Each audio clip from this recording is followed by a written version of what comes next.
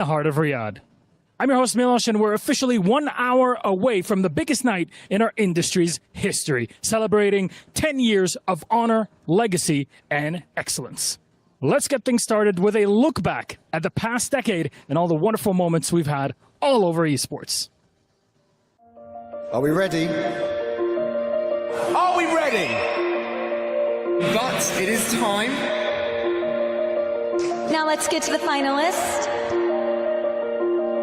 So yeah, without further ado.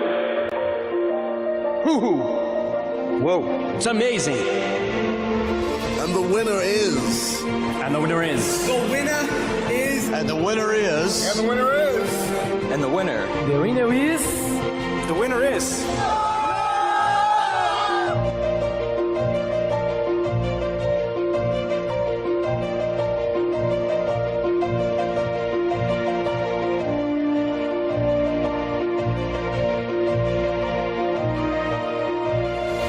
What's going on, everybody? Thank you guys very much for your work. I love you. Honestly, the industry would not be where it is if it wasn't for all of you people, so thank you so much. This is unbearably surreal. Only hard work brings success. This is kind of incredible. What a way to cap off the year. I appreciate you all. Probably one of the most rewarding experiences in my entire life. Let's get alongside each other because truly a rising tide raises all ships. Thank you very much. Thank you.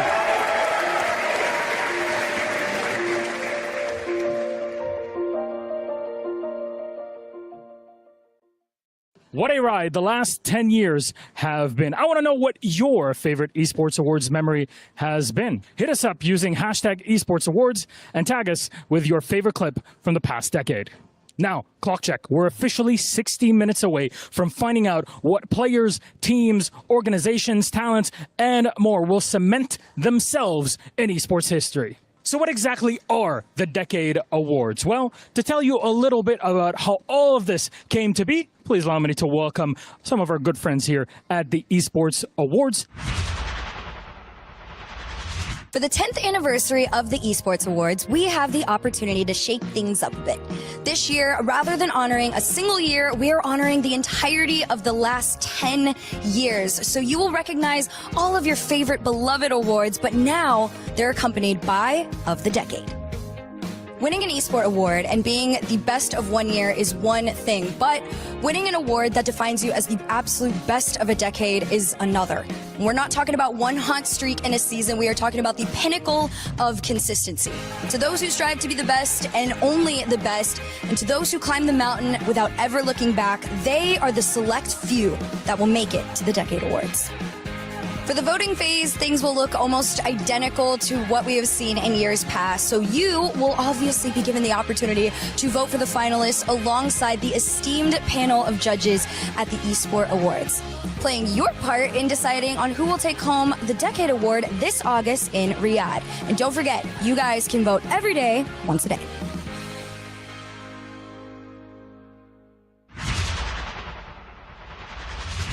As the night progresses, we're going to be revealing more of the Decades Awards nominees and see what everybody's thoughts have been so far. Maybe even hear from some of the previous Esports Awards winners and what they think about all of this and the nominations. And of course, we're already at the Esports Awards. We have to ask some of the big talent and the players what their favorite esports moments have been from over the past decade. So stick around for all of that and more.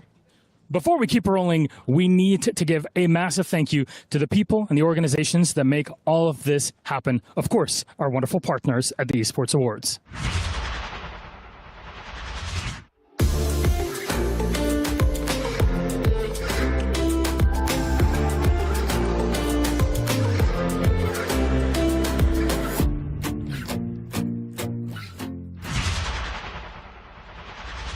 An anniversary edition show is not complete without a special award and trophy.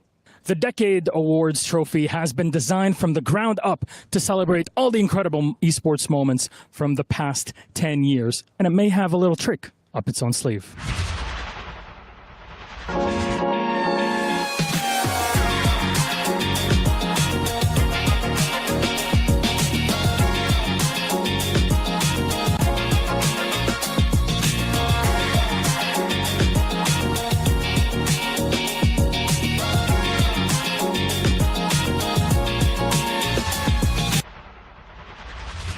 When we talk about legacy in esports, it's impossible not to talk about the organizations. The dynasties, the brands, the banners that players have played under for years. These are teams that turned rosters into legends, rivalries into eras, and moments into movements. They built fan bases that spanned continents and the entire globe. They raised trophies and broke records, and redefined what it means to be great in this industry. So before we crown our winners for tonight, let's remind ourselves of the Titans who've earned their place in history. Esports Organization of the Decade. Team Liquid. G2 Esports. T1. Optic Gaming. Team Vitality. Cloud9. FaZe Clan. Fnatic. Na'Vi. Gen G. Edward Gaming. There's some real heavyweights on that lineup. And honestly, it's wild to think how much these orgs have shaped the entire esports landscape over the past decade and even more. Every name on that list has earned its place. But hey, whilst we've been out here reliving, sitting through this history class full of nostalgia, some people have been actually having a lot of fun out there. EVSU has been out there exploring all that the Boulevard has to offer. The fans, the activations, and a whole lot more. We're going to check out Boulevard City and see what there is to do. Let's go.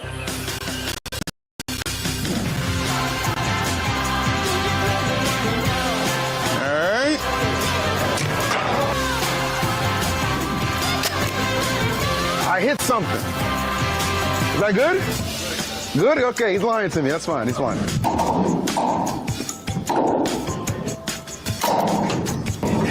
I knew my head was big, but damn. Ah! All right, I'm gonna move up a little bit. Here we go. Stay down, stay down, stay down. I got you.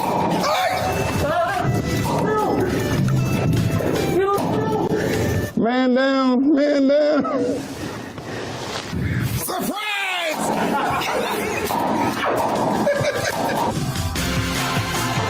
Okay, done. Retro Park might be something my speed. Let's go check it out. Look at this. You want to talk about retro? It doesn't get more retro than that. Shouts to the Fatality, one of the GOATs of esports. Boom. Nintendo 64. If you know anything about me, you know I am a Smash Brothers guru.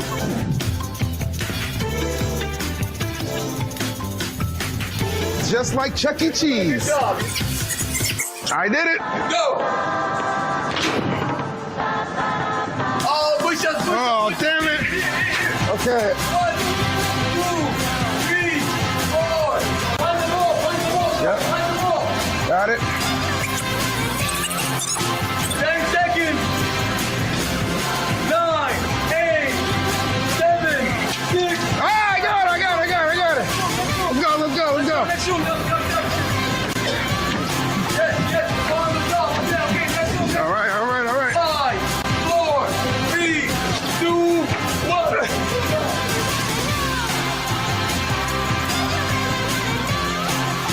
I'm ready right now, baby. EWC. With your boy E. It feels good, man. It's better than my car at home. Ride's over.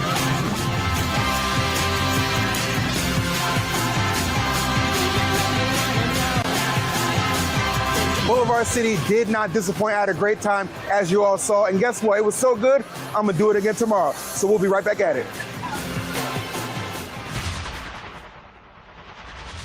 But now I want to hear from you.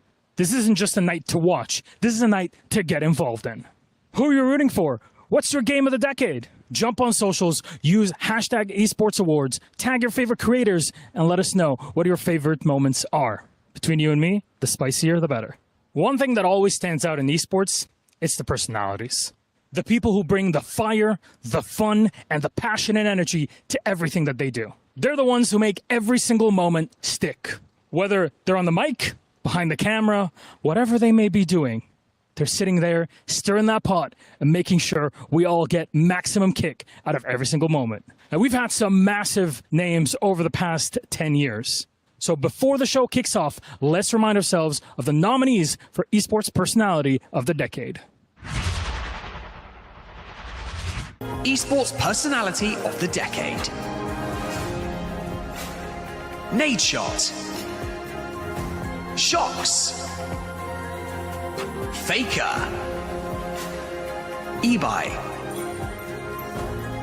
Scump. Fallen. Simple. Tarek. No Brew. Cage Roll. Hex. There's some absolute legends in the mix. And I already know socials are just going to be up in arms no matter what the choice will be. I've definitely got a couple favorites in there, but I'm just going to keep that to myself for now. Now keep those takes coming. I want to hear every single one of them all on socials.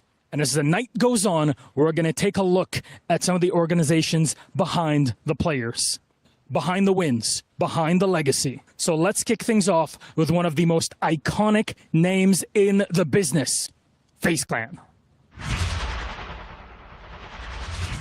Some teams build strategy. FaZe Clan built moments. The clutch headshot, the million-view montage, the walkout, the crowd pop, the internet meltdown. For over a decade, FaZe hasn't just played the game, they've shaped the culture. It started on YouTube. Trick shots, edits, attitude, FaZe Rain, Temper, Banks, Jev, Adapt, Apex. Teenagers with controllers and global reach. They turn clips into careers and montages into movements.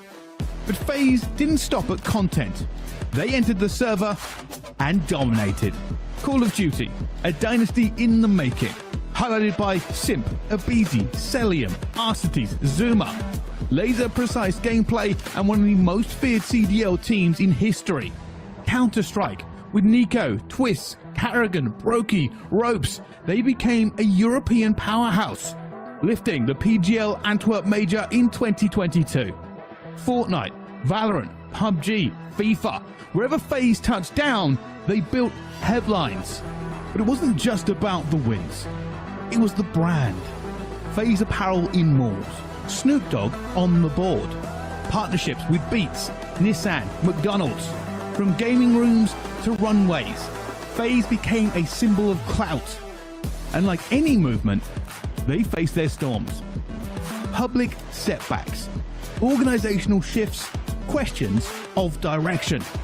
But the logo still hits. The name still moves numbers. Because FaZe was never about perfection. It was about passion and presence. Now in 2025, FaZe Clan remains a juggernaut. Still building champions, still elevating creators, still making the moments fans never forget. From Rain's trick shots to Simp's trophies, from the major stage to the YouTube algorithm, FaZe didn't just follow a blueprint, they became one. FaZe Clan, built by the moment, forged in hype, a decade of dominance, culture, and chaos. FaZe up forever. All right, we're going to take a quick breather, but don't go far. We still have more reveals, more memories, more nostalgia, and a whole lot of hype to build up before the main show starts. Stick around, because we're just getting started. In the LPL, nothing is given. Everything is earned. For Edward Gaming, it wasn't just about talent, it was about time. And when that moment came, they carved it in history, written in red. Founded in 2013, EDG didn't waste time, they rose quickly, stacking LPL championships, building dominant rosters, and setting the bar for Chinese excellence. From the early days with Clear Love, the Silent General, to stars like Deft, Scout, Miko, Viper, and JJ, they were always close to greatness, but never quite over the line until 2021. Worlds. EDG stunned the world, reverse swept Gen G, took down T1, and then defeated DWG Kia in a Game 5 final for the ages. The underdogs, the nearly men, the almost champions, finally became world champions. The red and black were no longer chasing, they were leading. But EDG is more than a single title. They're a cornerstone of the LPL's evolution. A team that helped push the region forward, that believed in domestic talent, that stood by their veterans. They built from within and earned loyalty with sweat, not slogans. They've expanded beyond League, into Honor of Kings, Valorant, PUBG Mobile and more. And they've done it the same way. Disciplined, patient, fearless, with a fan base that stayed through every heartbreak and roared at every triumph. Now in 2025, EDG remains one of China's most respected names, not just for what they've won, but for how long they kept fighting to win. Some stories are whispered, others are written, but legends like this, they're written in red. Edward Gaming, champions of the world, pillars of the LPL. A decade of heartbreak, hunger and heroics. This is EDG, etched in memory, written in red. Some teams talk about greatness. Natus Vincere was named for it, born to win. And for over a decade, they've proven why. From the heart of Ukraine, Na'Vi became an international force.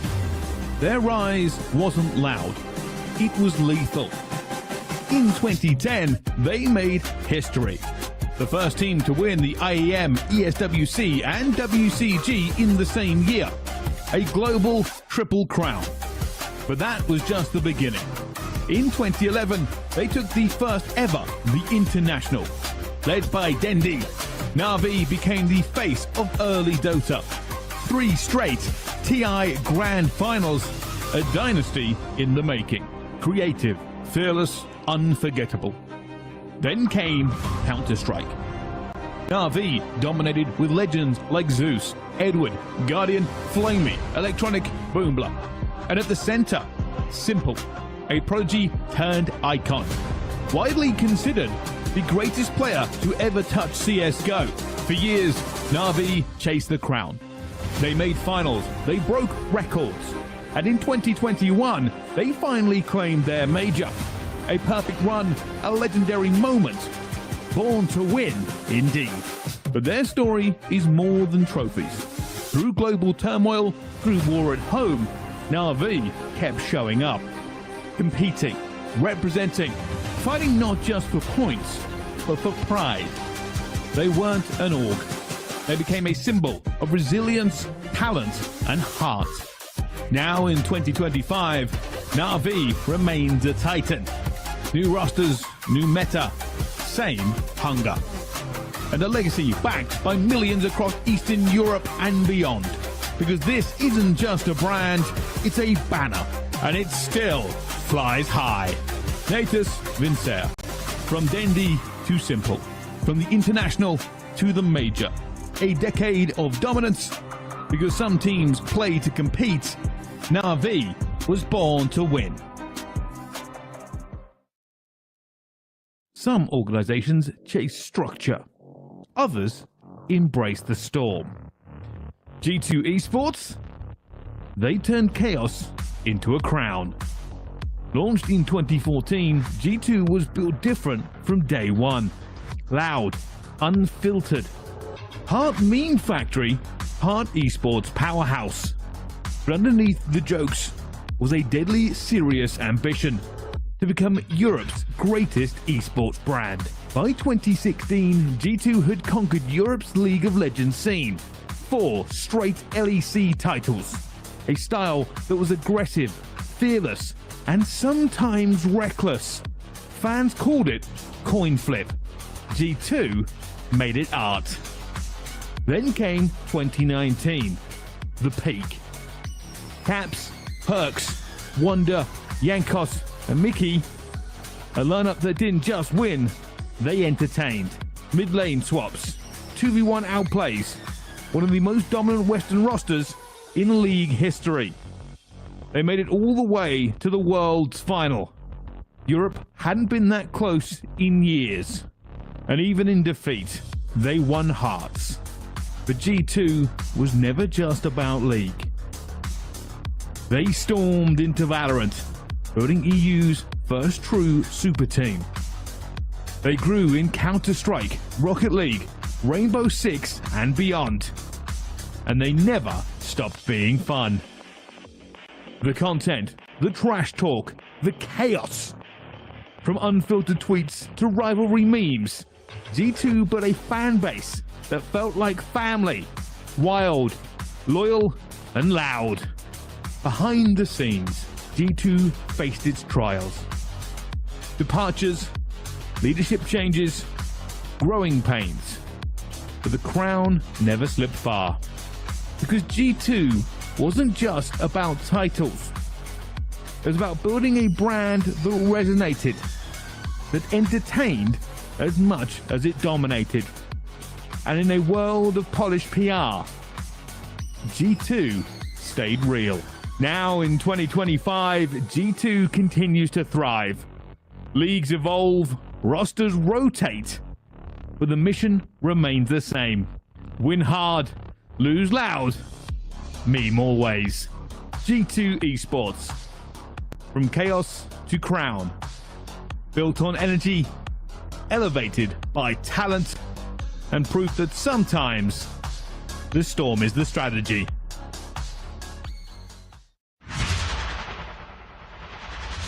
Welcome back to the Esports Awards Countdown Show. I hope you've had yourself a little drink, maybe some snacks, sweet or savory, whichever one does the trick for you, or maybe a mix of both, because we are on the final stretch before the awards show. Still to come tonight, the main event. We'll go live for the Esports Awards Decade Awards. Of course, the show will be hosted by our good friends, Quickshot, Barney Banks, of course, Just Goat. Drop your predictions, tag your favorites, and let us know who you voted for. Now, as part of this year's Esports World Cup, we've introduced something special, a summer of celebration. Over the past few months, we've had the privilege to talk to some of the biggest and most decorated players out there all over the globe. So here's a look at what went down. Esports World Cup does not disappoint, but even among all the action, I'm still got to get out here and get active and have some fun. What is happening tonight is certainly the state of the art of what anyone's tried to do. You know, the support that EWC brings in, it's amazing. Like Shotzi, Crim6. Let's go Black Ops 2. They are obviously favorites coming into here. Coffee or tea? Tea. First stop, Content Creator Park. Chase your dream. Don't let anyone talk you out of it. But listen, stay open-minded. Find the right balance. Possibly Layla. Came here once before, and it was amazing. I came here again, it's amazing. I'm gonna go take a bubble bath.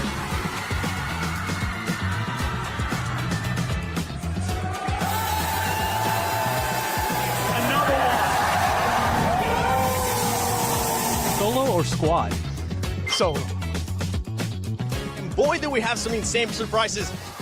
Then battle back in map 3, battle back in map 4. Team Empire's up there, like from back in 2018, 2019. Beautiful Esports World Cup. Hope you enjoyed the content. We'll see you next time. Man, the stories, the players, the passion, that's what this whole summer of celebration is all about. Reminding us of why we fell in love with this scene in esports in general every single day. Now, I've got to say, being here at the Esports World Cup over the past few weeks has just been incredible. From the absolute bangers of matches that we've had, no matter the esports, to some of the rare back-to-back winners, it's just been unforgettable. All right, time for another reminder of just how stacked tonight is going to be. Let's talk controller players. Different setups, same old grind. These are athletes that are proven time and time again that it's not about the gear.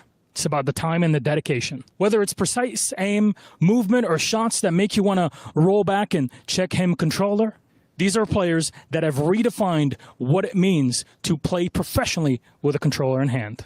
Let's take a look at the nominees for Esports Controller Player of the Decade. Esports Controller Player of the Decade. Scum. Sonic Fox.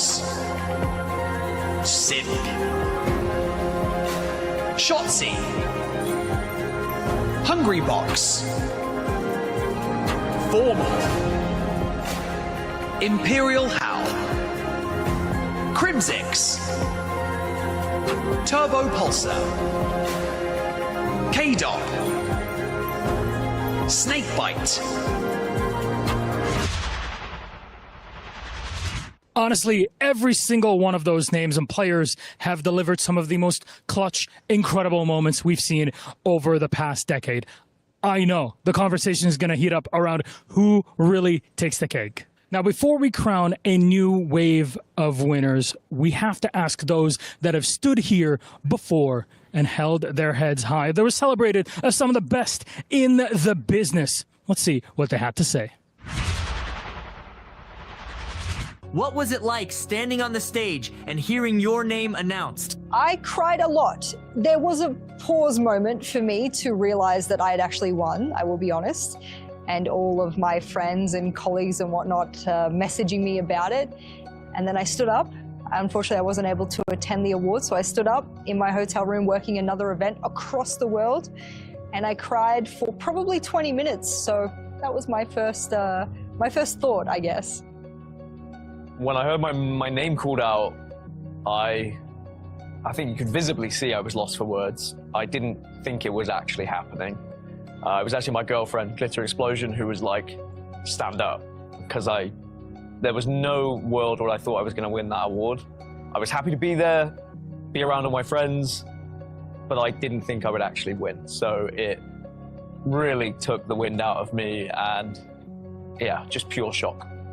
What a special evening it was in Los Angeles, first and foremost, to even be nominated and to get the chance to go to the Esports Awards outside of the UK and Europe was a great experience. But then to have my name mentioned and to be the winner of the play-by-play commentator of the year was honestly a dream come true. I said it in the winner's interview and winner's speech, but it really is a career milestone. I think for me, I've been in this space for nearly a decade now, and I've been such a big advocate of really giving this industry the legitimacy it deserves, of the talent that's there across multiple categories. And for me to be able to pick up that award and have my name on the winners list was honestly a dream come true. Now, as you said that year, you weren't able to walk up on that stage to accept the award. If you could, what would you say? I released a bit of a thank you message because I wasn't able to attend the awards to give a speech in person, but I really want to hammer down the fact that I looked up to a lot of people throughout my life and took inspiration from a lot of people, but in my esports career, Michael Kickstar Stockley was really a big one for me. He imparted a lot of knowledge of the game. I took a lot of what he did in his casting and then transformed it to a way that could be knowledgeable onto the analyst desk. So a lot of what he did throughout his career really impacted me. You said you didn't write the speech because you didn't think you'd win. If you had the opportunity to write the speech now, what do you think you would say? I would definitely thank my parents. I didn't thank my parents, and I felt very bad for that. I think I said in my speech, like, family and friends, but I would like to have gone back and really honed in on how important my parents were for my career, because without them, I never would have done any of it. But apart from that, I think I did all right, considering I didn't plan one. Fun fact, I had a dream that I won the award, and in that dream, I kind of did like a mini speech, so I almost it was almost prepared from a dream. It sounds weird, but that's like, I just like tapped into something I didn't really know existed. Do you remember a moment in your career where you doubted yourself? And one, where did all the sacrifices worth it? Esports, especially in the talent world, is very competitive. And for me, I doubted myself a lot about whether or not I wanted to live in such a competitive space and always push myself to be 110%. But I think, especially after winning the award, I realized that hard work pays off, especially when you are putting in so many hours and you just look back and think all the work you did was worth it. So for me, I would say I probably am very proud of all of the hours I put in, but you have to be prepared to look after yourself as well. So yeah, that's for me. When you won your award, you dedicated it to someone who is very special to you. Can you tell us more about it? Yeah, so that was for my brother. Yep. I lost my brother over 10 years ago, and we started the esports journey together. We used to play together, we started working events together, and I always thought, you know, we'd do all of this together. So when I won the award, for me, it was like I'd done it for him, done it for us. I have his ashes on my necklace, which I was wearing that night as well.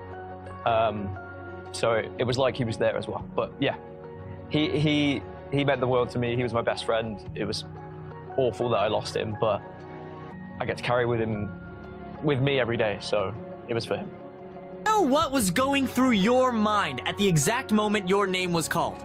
I'll be honest to you, I mean, people always said to me, did I know I was going to win? I promise you, I did not know I was going to win, because I knew I got a load of votes from my followers and from the public, but the panel at the Esports Awards plays such an important part in deciding, you know, who's deemed the best in their category, and you know, to come out of EAFC or FIFA as an esport that maybe isn't tier 1, and you're up against some of the biggest esports and talent in the esports world, I just didn't believe, still sitting there as the category was being announced, that I had a chance of winning. I generally thought, okay, I might finish top 3, but I promise you, I never expected to win that award. What does your journey teach the next generation about perseverance in esports? You will need a bucket full of perseverance, and then grab another bucket and then another bucket, and then just hope that the overflow fills into another bucket, because esports is an ever-changing landscape. I love the ecosystem, and it doesn't matter what part of the ecosystem you're part of. So for me, winning the award was, hey, all of those extra overfilled buckets that you pulled over to keep the work going, great job. That got you to the tippity top, and you got to look out across all the planes, and that's awesome. But for those of you out there, keep it up. As long as you're doing hard work, you have a lot of really good introspection on yourself, and you're taking feedback and seeking feedback and putting that into your work, the sky's the limit. You can tell it still means a lot to them, still after so many years. For a lot of these winners, getting recognized by their communities, even broader communities all over esports, and by you watching at home, it means the world to them. No speeches, no big shows, just honest words from the people who've put their entire lives into just this. All right, let's keep it moving. Next up, Esports PC Player of the Decade. The aimers, the brainiacs, those who've made it look easy when, between you and me, it really is not. Here's a reminder of who's in the running. Esports PC Player of the Decade. Faker. Simple. No Tail. Zywoo. Aspas. Caps. Coldzera. Miposhka. Nisha.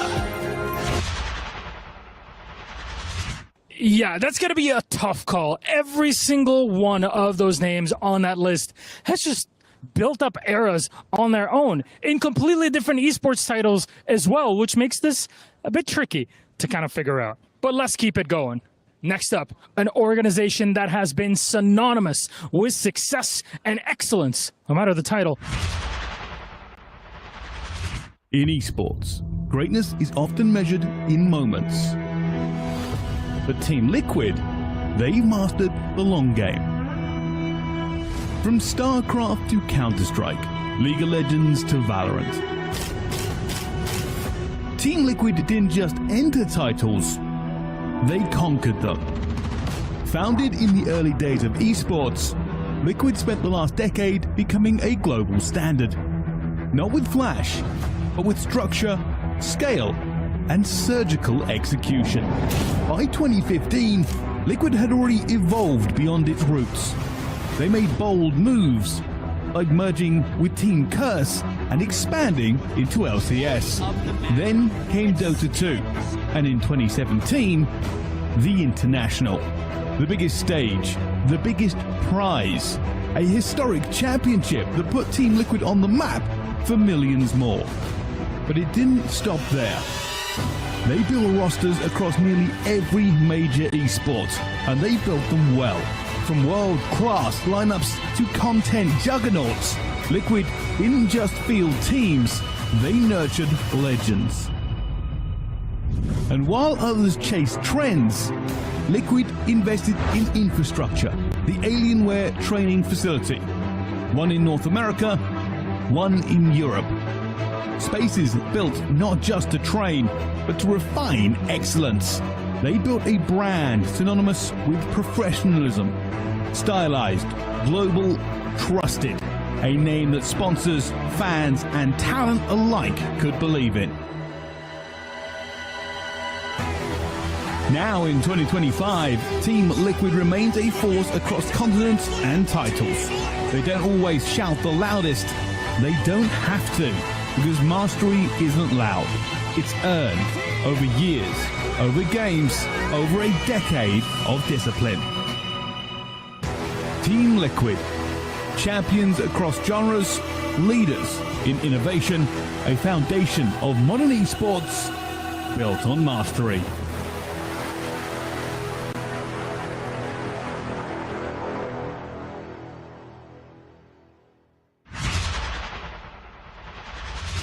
All right, we're stepping away for just a moment. Don't go far. The main show is almost here, and we still have a few things here and there to show you before we kick it all off. In esports, longevity is rare. Legacy, even rarer. But Fnatic, they were here before the spotlight, and they're still here because they were forged in competition. Founded in 2004, Fnatic didn't just witness the birth of global esports. They helped shape it. They were there at the start. LAN events, CRT monitors, no prize pools, no contracts, just pride. And even then, they were winning. In Counter-Strike, Fnatic became a dynasty. Forest, Khan, Get Right, JW, Flusher, Crims, Olafmeister. Legends who ruled the early years. From IEMs to majors, they weren't just contenders, they were monsters on LAN. Then came League of Legends. Fnatic won the very first Worlds in 2011 and never left the spotlight. Records, Xpeke, Alisiyang, Honey, Broxah, Humanoid. They brought flair, footwork and fearlessness to every rift they stepped on. Fnatic didn't stop with legacy titles. They adapted into Valorant, Dota 2, FIFA, PUBG Mobile, Apex Legends. Wherever there was a game to be mastered, Fnatic showed up. And they did it while building a brand. Sharp, European, clean. From London to Berlin to Tokyo, Fnatic became international. And not just a logo, a symbol of experience, endurance, and elite level play. They faced rebuilds, retirements, eras of doubt. But Fnatic never vanished because they weren't built on hype. They were built on competition. The hunger, the grind, the mindset to last. Now in 2025, Fnatic continues to evolve. New games, new rosters, same black and orange, same will to win. Fnatic, pioneers, champions, icons. From Forest to Records to Boaster. A legacy forged in competition and still sharpening the blade. In esports, some teams follow the meta. Others, they break it. Cloud9 has never played by the book because from day one they were born to break the meta. It started with League of Legends, a rookie squad in 2013. High, Balls, Lemonation, Mitros and Sneaky. An instant hit, dominating NA with clean team play, aggressive drafts and an unshakable bond. Back-to-back LCS titles. The blue wave had begun, but Cloud9 never stayed in one lane. In CSGO, they wrote history. Boston Major 2018, Skadoodle, Stu 2K, Tarek, Rush, and Automatic, a miracle run, a home soil win. The first major title for NA. The arena shook, the legacy was sealed. They expanded into Rocket League and defined an era. Years of success came as they took Rocket League by storm. In 2018, they even took home the RLCS Season 6 World Trophy. Then came Valorant. Cloud9 built rosters that innovated, that defied expectations, and gave rise to TENS. A mechanical phenom turned icon. Now joined by stars like Leaf and Zeppa, C9 continues to redefine what success looks like in Riot's new frontier. And it's not just trophies, it's personality. It's memes, Sven's redemption arc, Engmong's streams. Cloud9 turned their org into a vibe where excellence meets entertainment. They took risks, they rebuilt rosters, they stood tall in wins and took the L's with style. All while wearing that iconic white and blue. Now in 2025, Cloud9 is still everywhere. From the LCS to VCT, from Twitch to TikTok. A brand that grew up with its fans, still bold, still blue, still breaking the meta. Cloud9, underdogs, champions, icons. From Sneaky to Stewie to TENS. A legacy written in upsets, innovation and belief. Born to break the meta, built to last.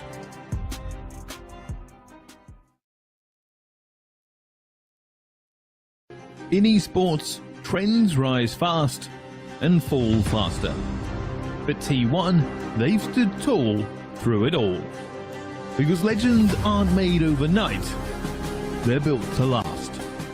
Born from the roots of SK Telecom, T1 didn't just enter the League of Legends scene, they rewrote it. World champions in 2013, again in 2015, and once more in 2016. A dynasty built on brilliance, a legacy built on a name, Faker. But T1 is more than its mid-lane king. It's a culture, a system, a proving ground for greatness. From rookies to veterans, T1's discipline, structure, and vision turned potential into podiums. They didn't just win, they built teams that endured. Across a decade, T1 evolved with the game, from meta shifts to regional challenges, and LCK rebuilds to international runs. They stayed competitive, hungry, and respected. And when the world questioned their return to glory, they answered. 2023, Faker's 4th World Championship. 2024, a 5th. Records broken, rivals silenced, history made again. Outside of League, T1 expanded smartly. Valorant, Fortnite, fighting games, with a brand defined by excellence, not excess. Clean, elite, and dangerously efficient. From Seoul to the world, T1 built more than just rosters. They built a standard for how to train, how to win, how to lead.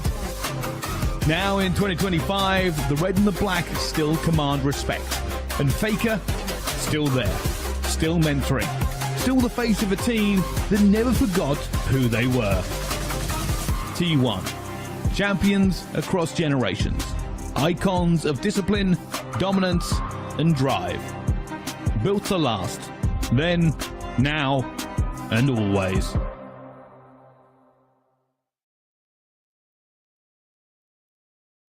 In esports, most teams represent a region. Gen G represents a vision, a bridge between cultures, between scenes, between what esports was and what it's becoming. Because Gen G didn't just build rosters, they built a new model. Launched in 2017, Gen G entered the scene with ambition and intention. Born between Seoul, Los Angeles, and Shanghai, they weren't just global on paper, they were global by design.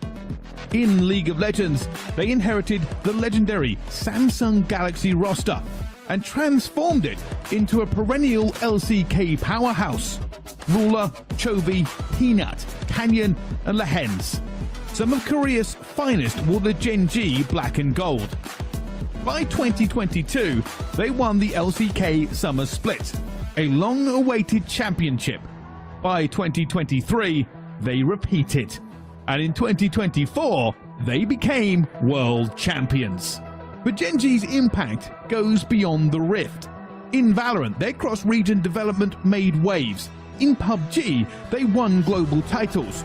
In Overwatch, Fortnite, NBA 2K and more, they experimented, evolved, expanded. All while building systems that many orgs hadn't dreamed of. They launched Gen G Global Academy, a first-of-its-kind programming connecting education and esports. They focused on player well-being, women's esports, social equity, and career pathways. This wasn't just a team. It was a blueprint for sustainable growth in a digital age. Now in 2025, Gen G stands tall as one of esports' most balanced forces, dominant in competition, trusted in business, and respected as a team that never chased clout. They crafted impact, from Seoul to LA, from scrims to classrooms. Gen G doesn't just play the game, they bridge it. Gen G, champions of Korea, leaders of tomorrow. A decade of purpose, bridging competition, culture, and the next generation. This is more than a team, this is Gen G.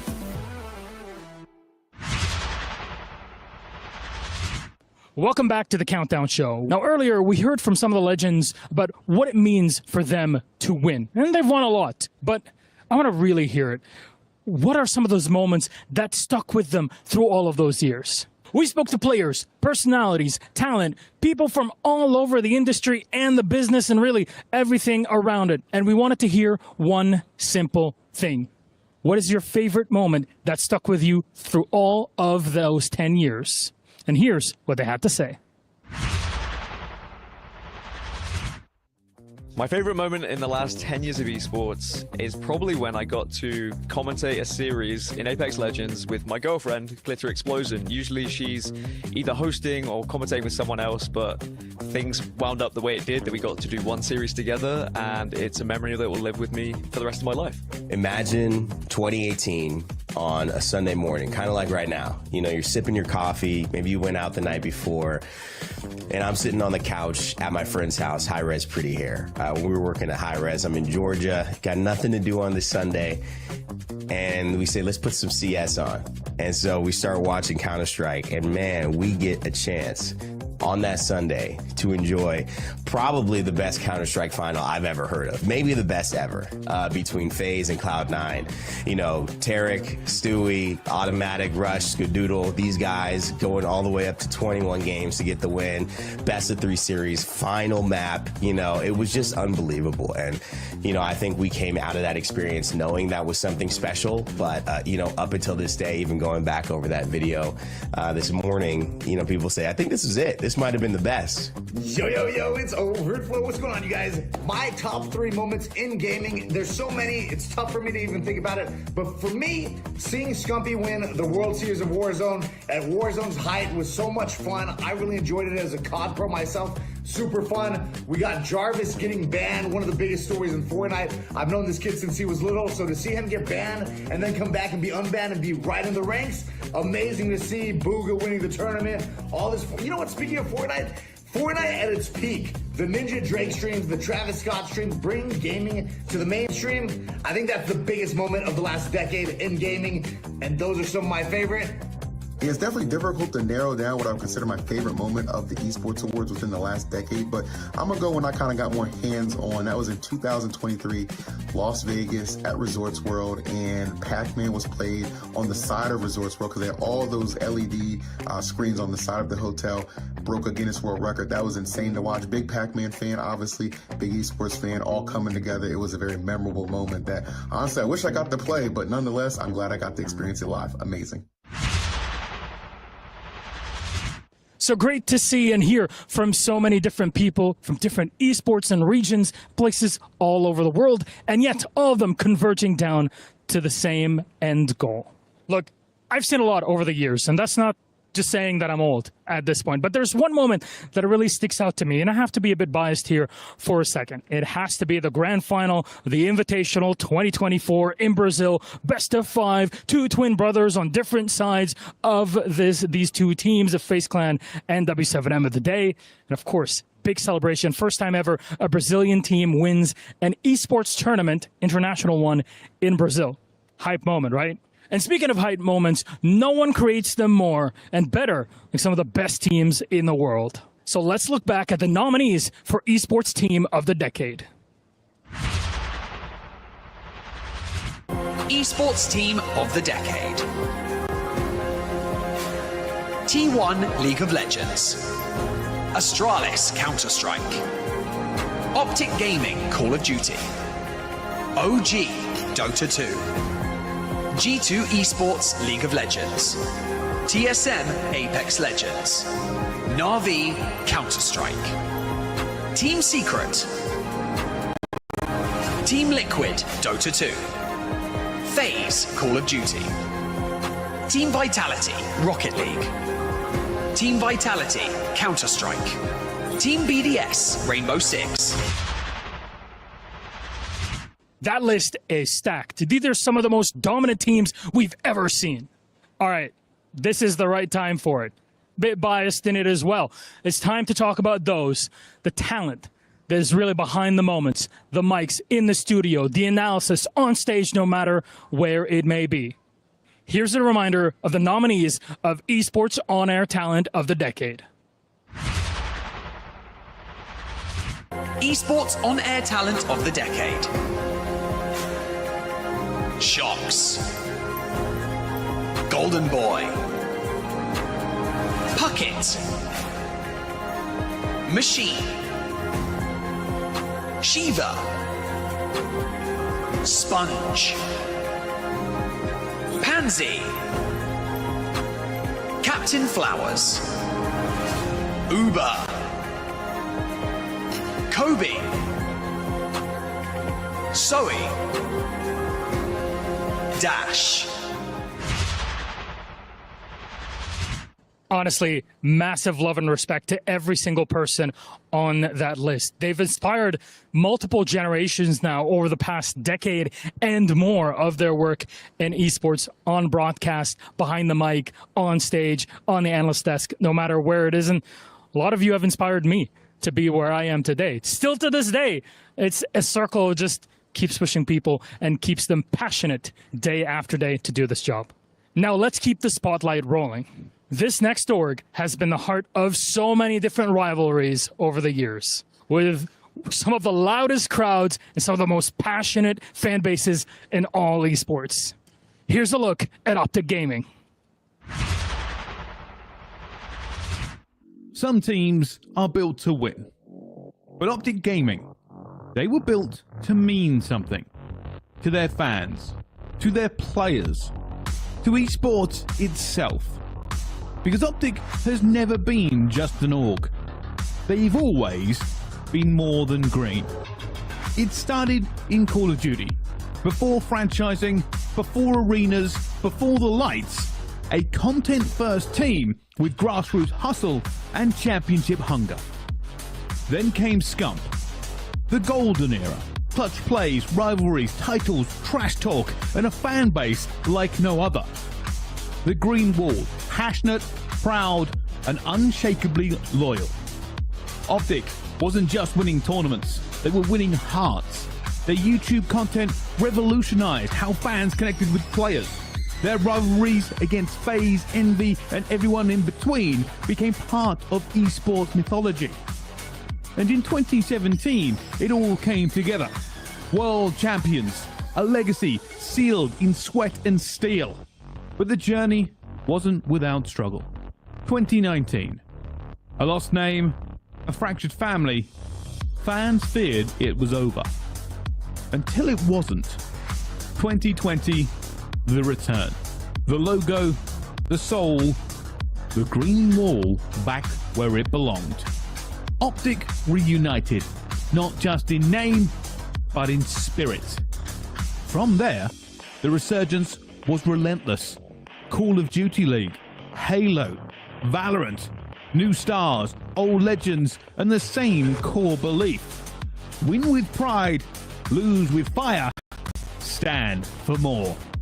Now in 2025, Optic Gaming is bigger than ever, but it's still personal, still about community, still about loyalty.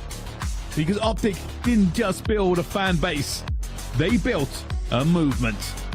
Optic Gaming. Champions, creators, culture shifters.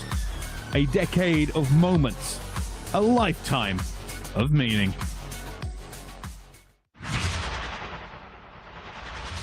Man, talk about impact.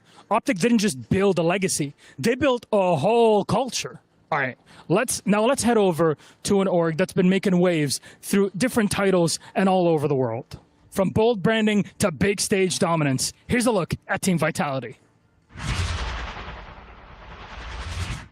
In esports, some teams rise by passion. Other teams rise through precision.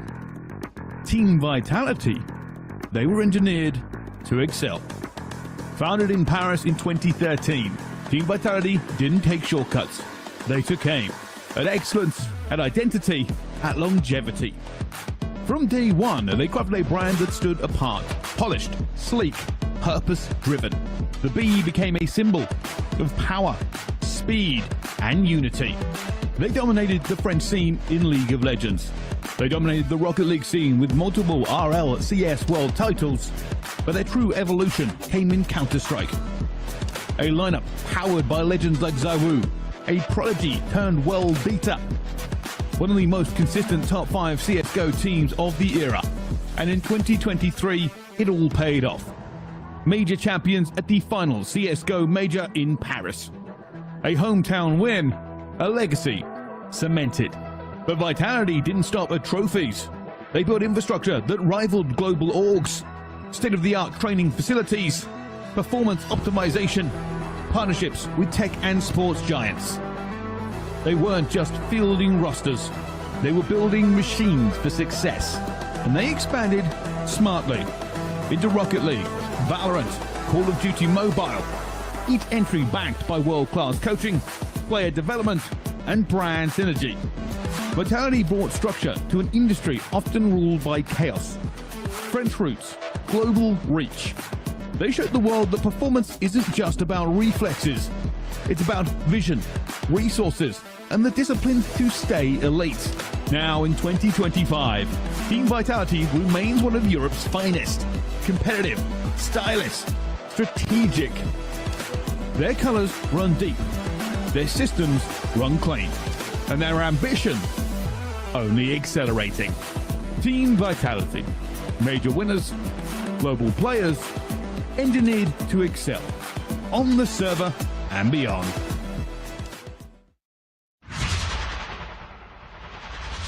Vitality's really been putting in the work, and you can see their growth and their trajectory over the past decade, year after year after year.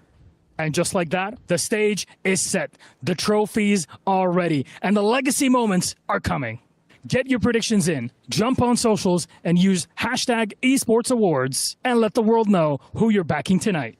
And look, personally, as Milosh, I've been around for over 13 years in esports. And over the past decade plus, so many of these organizations, these talents, players, and so many industry specialists have inspired me to be where I am today. And of course, so many of you that are watching at home that have seen these organizations, these players, no matter the category, and the esports grow over time. It's what keeps us coming in every single day. This unlimited passion for the thing that unites us all around the world. True competition in games and in esports.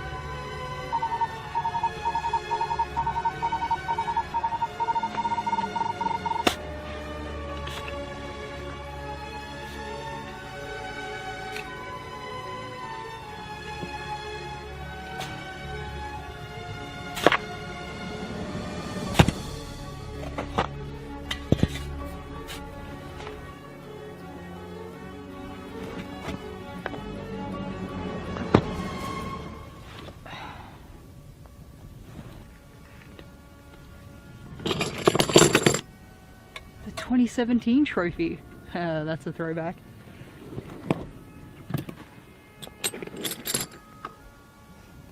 What generation is this controller?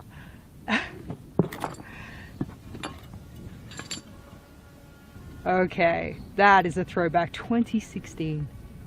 I remember that.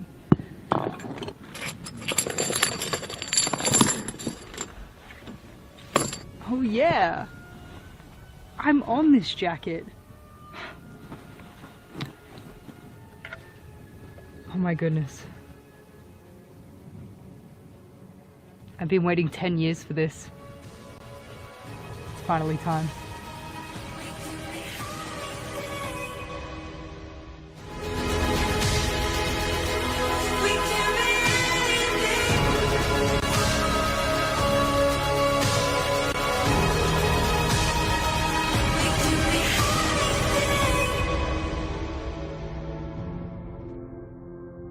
Tonight, we don't just celebrate a year in esports, we celebrate an era. For the past decade, this industry has evolved faster than anyone could have imagined. From LAN cafes and grassroots brackets to sold-out arenas and global broadcasts, esports has redefined competition for a new generation. Good evening, my name is Quickshot and I am honored to be joined by Barney Banks as well as Jescode for this monumental event. We've witnessed players rise from obscurity to international icons. Organizations transform into dynasties. Games become movements and moments that became immortal. Not just as highlights, but as memories shared by millions. And what started as a passion is now a profession. What was once a niche hobby is now a global force. And the Esports Awards, well, it started as a stage of excellence, but it's grown into something so much more. It's become our time capsule, a reflection of the cumulative efforts that got us here. The games, the players, the teams, the publishers, and of course, the tournament organizers. I mean, however, some things are a constant. The awards began in a year with Faker being a world champion. And 1 decade later, we're here again. Faker is still a world champion. Tonight, here in Riyadh, during the biggest esports tournament the world has ever seen, we open that capsule to honor the very best of the past 10 years. This isn't just a show. It's a celebration of the stories that brought us here. The players who made us jump out of our seats, the creators who inspired thought, the events that brought us together, and the community that gave it all meaning. That's 10 years of milestones, of rivalries and redemption arcs, of record-breaking streams, and of course, unforgettable plays. Every nominee tonight helped define this past decade. Every award is a reminder of how far they've come. Yeah, but we are not just looking back, because the next 10 years are already loading in. New champions will rise, new titles will captivate us, and the next generation is already logging on.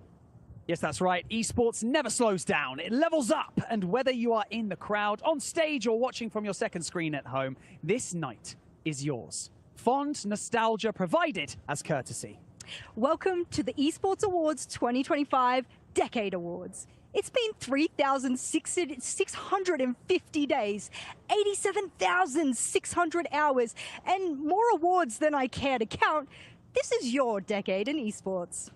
Esports has changed. The games, the players, the teams. Much of what was is no more, and for now, a new chapter is to be written.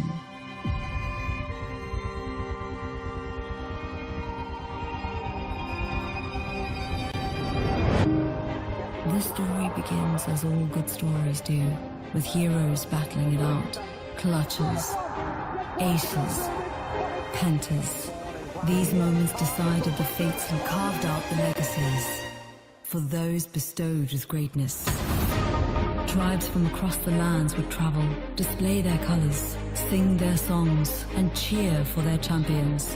Cathedrals of competition would bellow throughout the ages, roaring with anticipation.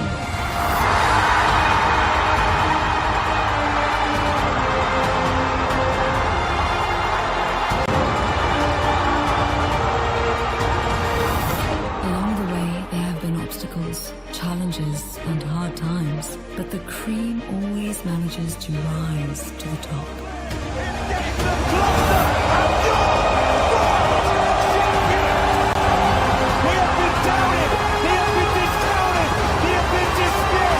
Four times they've been knocked down, and four times they've gone back up for this moment! 10 years of esports, 10 years of unmissable moments, a decade of greatness. If that doesn't get you hyped or excited, I don't know what will. Pentas, aces, first to 10, sick invitational winners, major winners, world champion. Like, I legitimately have goosebumps, and I'm just so excited to be here. And so you should feel that way. Okay, that montage got me stoked as well, and we always love sharing some of our favorite moments.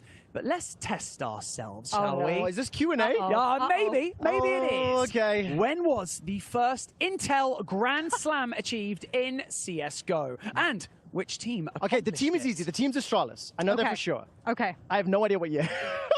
Oh, God. 2014? 24? I'm going to say 2014. Oh. Okay. Ooh. I have no idea. You know what? I came into esports in 2015. It has to be after that, so I'm going to say 2017. It's 2018. Ooh. Oh, 2018. okay, right. Jess, take it away. Come on, what's your question? Alrighty, this is my question then. Which players have won world championships in both Call of Duty and Halo? I'm an FPS specialist, so you got to give me something. I know one. I kind of know this, I think. Oh, you? So go for it. I would go formal. Okay. I think Shotzi. Did they not both do it? I'm pretty sure. And like Shotzi's a guy that's like nominated for an award tonight. So I think, did they both do it? Oh, yes, they did. They've both done it. Okay. I'll take a spud. I'll take a spud. There we go. Thank you very much. If you're watching at home, play along, type in chat, let us know what you think. Okay, this is a tough one. What is the biggest series comeback in esports ever in the last decade? Which teams are involved? Oh, it's open-ended. What's the biggest comeback? Come Which on. teams? What I have a games? feeling, I know like game-wise in terms of like length of Okay, play. I'll narrow it down. R6. Okay, yes. I'm going to say Rainbow R6. Six. I'm going to say R6. Okay. Yeah. Well, my producers tell me R6. So tell which is the biggest comeback? What's R6? Tick-tock, tick-tock, tick-tock. It's got to be a best of 5 reverse sweep 6 invitational. Oh, okay, but which teams? Which teams? Was it W7M Face? Yes. Come on, I think that's right. W7M Face. We've got it. Right. Oh, Okay. yes. Next If question. I got that wrong, it would be so bad. Mr. Banks. W7M. Yes. Okay, well then there you go. All right, which player holds the record for the most tournament wins across all esports? Bro, come on. Fighting games like Daigo Umehara, League of Legends, Faker, Call of Duty, I actually don't know. I don't know. If you had to pick one. I couldn't pick one. I really couldn't. I wish I could read chat right now. I really wish I could read chat. Okay, I'm going to give up. Comms me production, tell me. We'll find it. Oh, you mentioned Call of Duty. Yes. It's Yes. Crimsix. Ooh, I wouldn't have guessed Actually, Crimsix. that's Yeah. not a surprise. He is a very winningest man. Well, there you go. Yes. Yeah. Okay, stand with me, boys. Ready? Which player has competed in the highest amount of tournaments, highest number in total in their career? Has to be StarCraft or fighting game community is my guess. If somebody's played in Brood War and StarCraft 2 is my guess. So, I don't know, Maru, Flash, I don't know. I'm drawing a blank because I'm the fresh meat in this. Listen, I'm trio. FTC and StarCraft is like my guilty pleasure, but I don't know who is it. It's on you. I have it written in my notes. One second. Production. Yeah. Oh, Solar 753. Oh. Okay, we're throwing. Okay, that is actually a throwback. Oh, listen, they also say, Smash as well. Mewtwo King was up there as well. Yeah. I love There's so many games. These questions are hard. Okay, which player has earned the most career prize money ever in esports? It has to be StarCraft. No ways. StarCraft had no money. They did. Dota, sorry. Dota, not StarCraft, Dota. This is showing sorry, guys. Rover skill. Sorry, guys. Dota. It has to be a Dota player. I think Seb's won 2 TIs. He has won 2 TIs, but he won TIs later when the prize pool was smaller. The correct answer is no tail. Oh. Okay, listen, let's take a second. Let's look back for a moment or two. We've been in the industry for a while. I definitely feel a little bit like the grandpa of the show. And I think when I think back to Esports Awards 2016, I was lucky enough to be nominated. When I think back, I've been watching esports for over 25 years. I used to play and compete. So, like, for me, this is incredibly special to be part of the decade of Esports Awards. You know what's funny? This decade is not just the decade for Esports Awards. It's actually my decade as well. I first started as an esports player in 2015. So for me, it's actually kind of cute to look back and be like, I started as a player. Then I moved on to coach. Then I moved on to talent work. So you've ticked all the boxes. I tried to tick all the boxes. Yeah.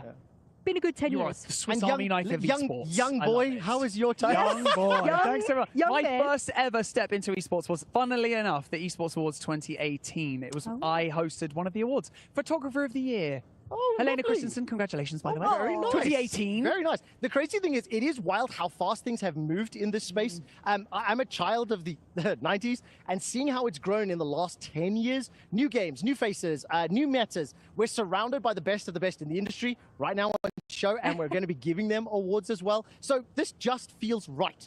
So let's move forward. Esports Awards Reflections. Very humble beginnings in London. I was there, and I think that's true. It definitely did not have this production value, that's for sure. That is definitely true. You know what? It's just been a phenomenal thing to be a part of, I guess, for like years and hopefully years to come as well. Didn't you have your award in your showreel as well? Yes, maybe. Yeah. didn't work in esports yet, man. I'm still. I hadn't done any work, so I was just, you know what? And the award for Photographer of the Year goes to. He's still got it. He's still got it. This many years down the track, he's still got it. I love it. And of course, for Esports Awards, they've evolved, they've grown. They moved to Texas, did shows in the US, been to Vegas. We're now on Riyadh in front of Boulevard City. I mean, this is crazy. It is indeed. And you know what? I couldn't have asked to do it with two better people by my side as well. Well, now that we're part of the biggest event in esports, boys, and I want to get the history going as well, here in Riyadh at the Esport World Cup, give me some thoughts. Okay, Trevor. look, global nature of the awards and indeed the industry as well. Now, I want to highlight again that while I was nominated, I didn't win an award. Yeah, thanks, Jess, for that one. Someone did win an award. Jess, I know you're a big fan, you're a big supporter, so what's been your favorite moment, let's say, of Esports Awards specifically? And don't say winning. You can say winning. I am going to say the winning moment. Yeah. But to be fair, it is a funny moment. I got called. I had unfortunately messed up the time zone of when the Esports Awards would be because I was working in Brazil, another event at the time. Australians. I know, Australians. And it was 2 a.m. and I woke up to multiple phone calls going, "You won, idiot, where are you?" And I said, oh my God, I thought it was tomorrow. And oh my God, wait, I won? And I stood in my hotel room and I cried for a long time. So that's probably my best moment. Congratulations. Thank you, I'm Trevor. not at all jealous.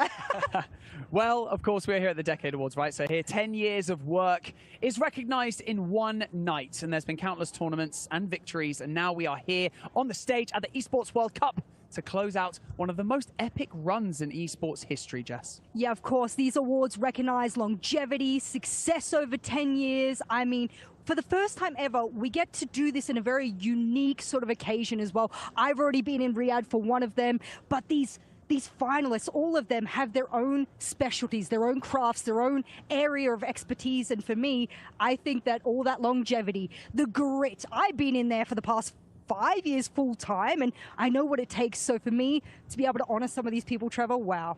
Now, before we give out tonight's awards, we first have to physically receive the winner videos and their acceptance speeches. Right now, Esports Awards panel members Hercules and Tasty Steve are live at the Boulevard at the custodians of tonight's Esports Awards briefcase. It's encrypted on the winner's hard drive. This briefcase has been under their watchful eyes. No leaks, no spoilers, not even a peek from us. Our independent adjudicators have tallied every vote, have double-checked every result, and now it is finally time. And wait, this says you've trusted Herc and Tasty Steve. Hey, quick shot. All right. Herc and Tasty are driving it over. Okay, if you were to pick one of the other, Jess, go on, Tasty Steve, Herc, who would you rather be driving the car? Driving, look, I hope Herc is both driving and handling the briefcase very safely because I can't trust Tasty Steve with either. I hope someone else is driving. Also, by the way, this seriously needs to arrive. Okay, listen, it made it. There, okay, you have it. It's now with reliable, trustworthy hands at the Esports Awards. And there you have it. We are now ready to celebrate a decade of Esports Awards. This is one of the most exciting awards of the night. It's all about the moment someone goes from unknown to undeniable. Breakthrough players show us what hunger looks like. They shake up the status quo. They arrive with impact and they never look back. These players didn't just step into the spotlight, they kicked down the door. Presenting this award, please welcome PUBG Mobile superstar, Panda.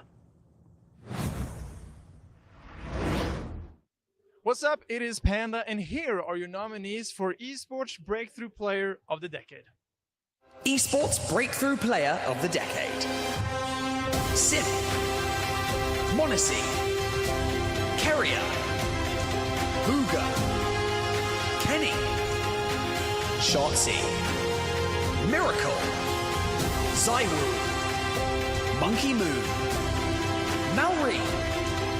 Punk.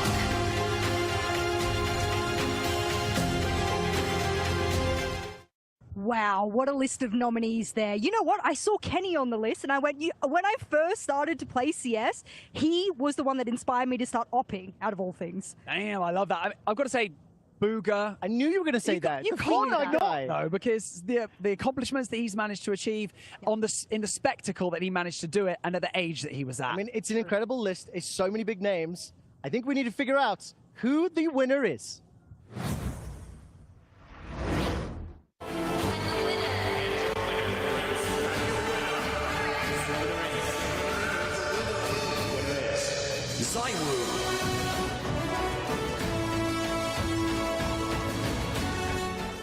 Hey guys, it's Zao from Team Vitality, and I want to say thanks for everyone who voted for me for this award.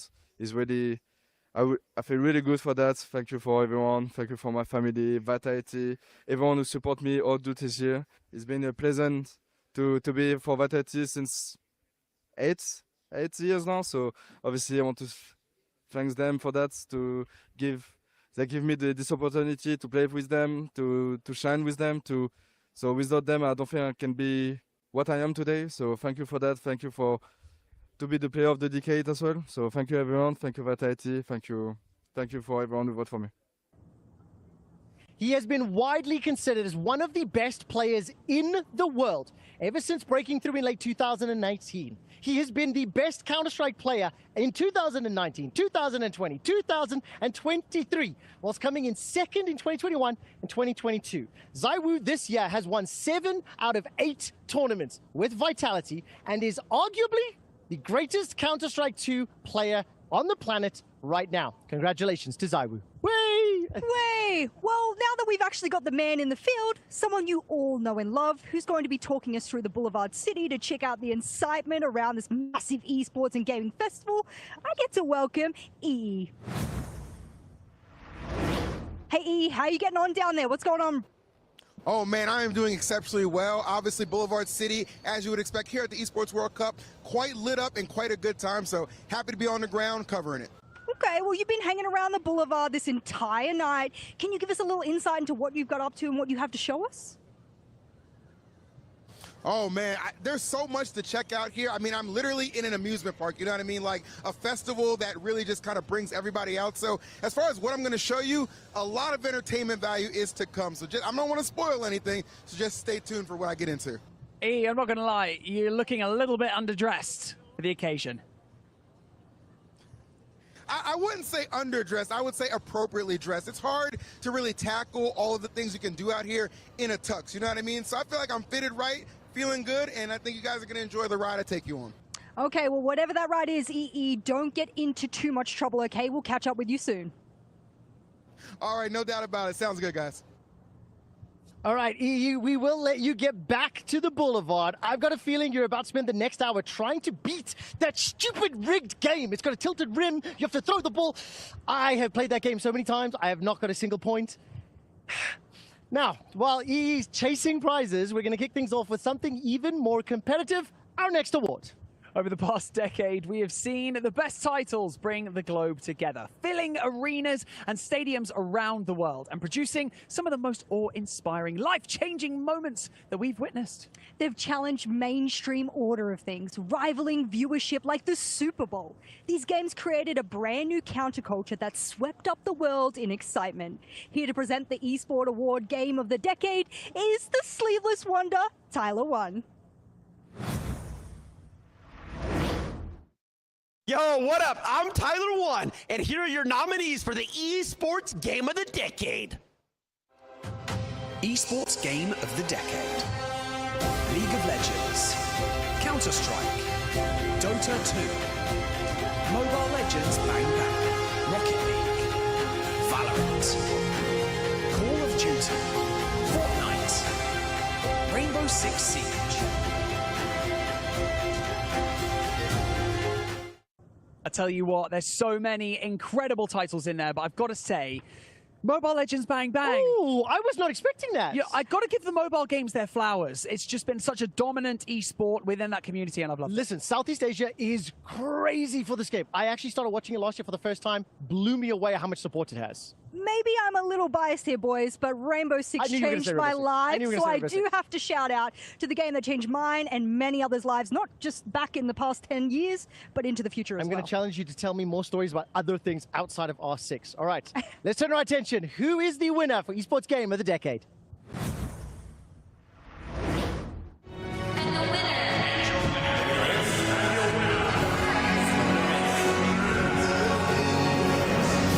Legends.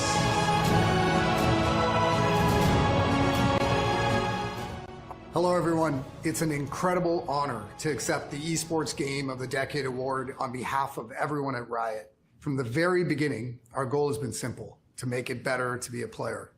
Over the last 16 years, League has become a global sport. It's created unforgettable moments on stages around the world and brought players together in ways that we could have never imagined.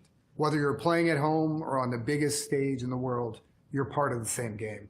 That shared experience is at the heart of League. It's been an honor to see League bring players and fans together, united by their love for the game.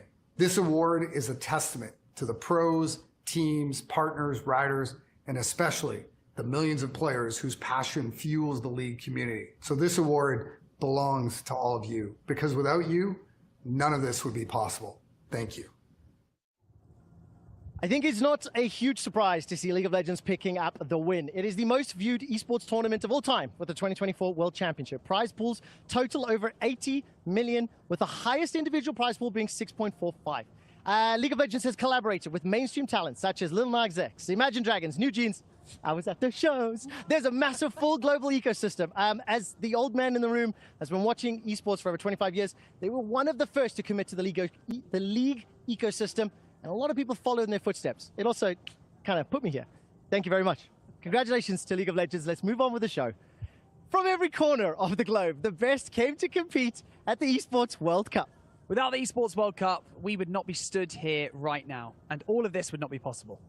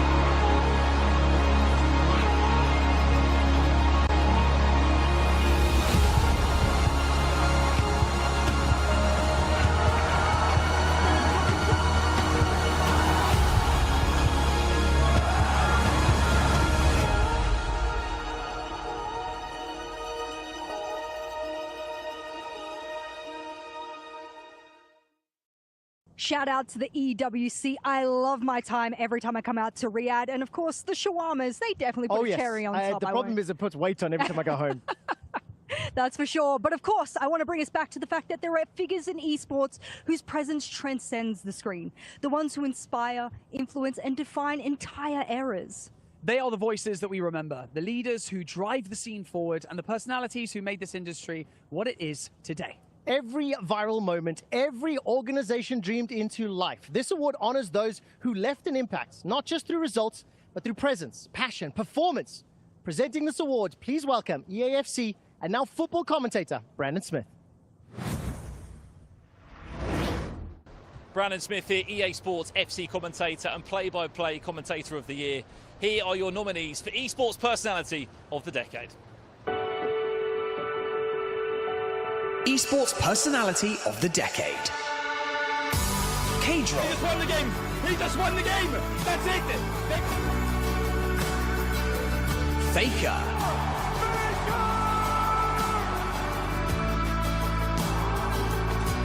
Fallen. You probably will not win. So Hex. Doubled up Halo Championship certificate. Ebi. Más de 9 millones de viewers. Nate Shot. Been playing COD longer than most people have been living on the server. No Group. Eita, mira, antes de começar a partida já Simple. We all need to stay humans first. Scum. Is there? I don't know if there's a better feeling than when you know that you won. Shocks. Right, at least in the view, the king can Tarek. Major University Anniversary.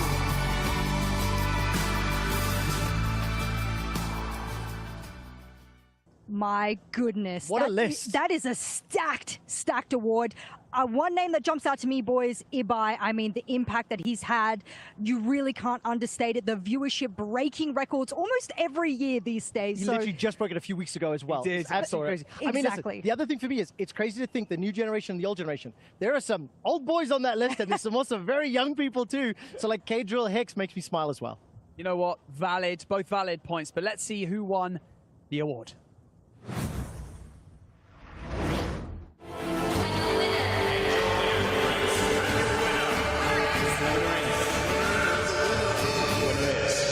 Nate Shot.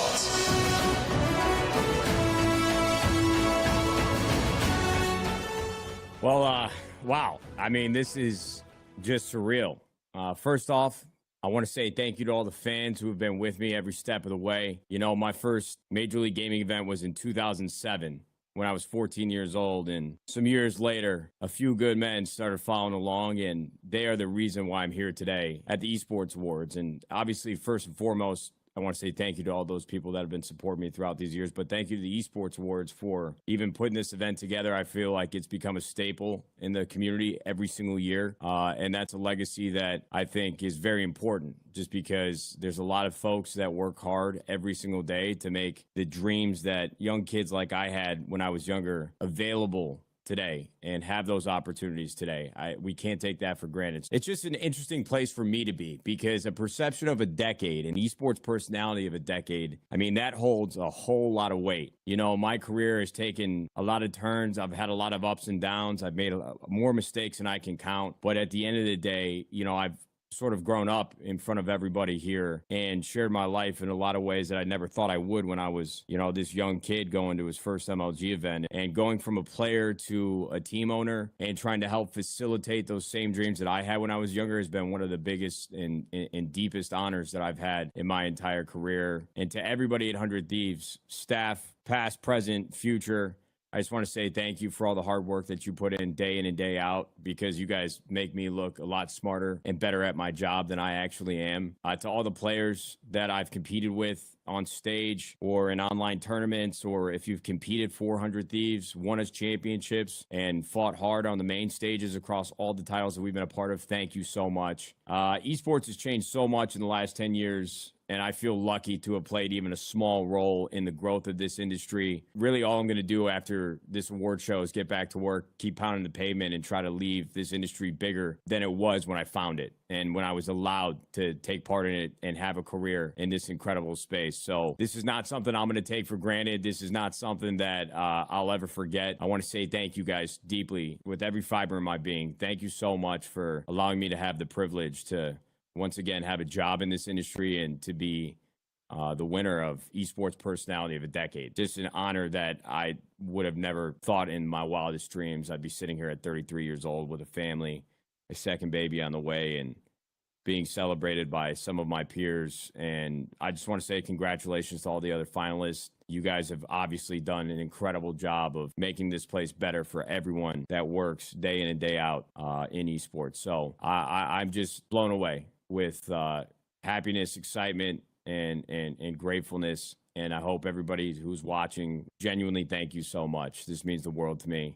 I hope you guys have a fantastic day. And Esports Awards, we'll see you fudging later. Goodbye. What a moment. The personality of the decade is etched into history. And while they've been holding down the studio, someone else has been taking a well-earned break after an incredible year. That's right. Veracity's been unwinding at Habitat Alula, soaking in the desert views and reflecting on everything this season has meant. Some of us have to go to sand, some of us get to have fun. Let's take a look back at our travel so far. These fools don't want the smoke. Whoa, is that Veracity the #1 esports host, caster, player of the year? Hey, you caught me at the best time, honestly. Okay, but you're playing Counter-Strike. How long have you been playing? Because you're in one of those, like, gremlin-seated kind of positions right now. 15 hours? 15 hours. That is way too long. I think you need to maybe unplug. Unplug my PC? No, I mean just, like, unplug, like, relax. Okay, tell me more. Okay, I got an idea. How would you like to go to a 5-star resort called Habitat in Alula right here in Saudi? Okay, yeah, count me in. Okay, let's get some relaxation in. Let's try it. Let's go.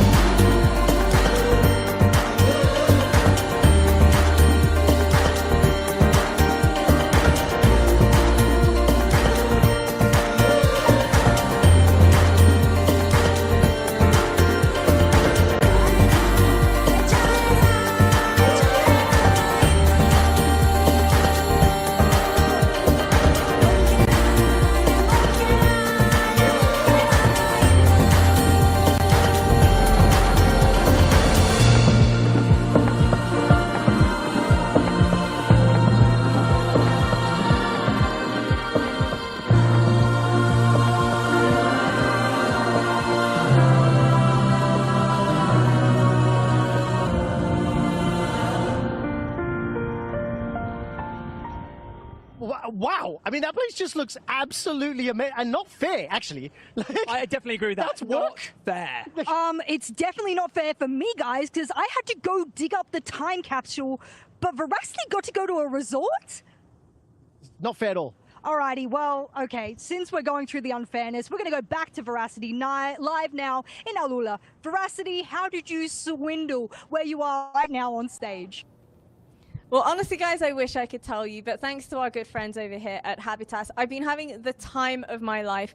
Much needed R&R and just chilling by the pool a whole lot more. Okay, well, Veracity, you might be on the other side of Saudi, but what else do you have in store for us tonight? Well, you guys have already seen a bunch of places. I'm going to take you through a journey and explore a whole lot more. And later on in the show, I'm also going to have the honor of presenting an award, a very special one at that. Oh, congratulations. Well, it's great to hear from you, Veracity. Get back to the pool. I'm a little jealous, and I guess we'll see from you shortly. Thanks very much, guys. I'll catch up with you later. Esports grew because people believed in it. And some of those believers were brands that didn't just sponsor the scene, they invested in it. They stood beside it. These partnerships helped take competitive gaming from something passionate to something powerful, from potential to global spectacle.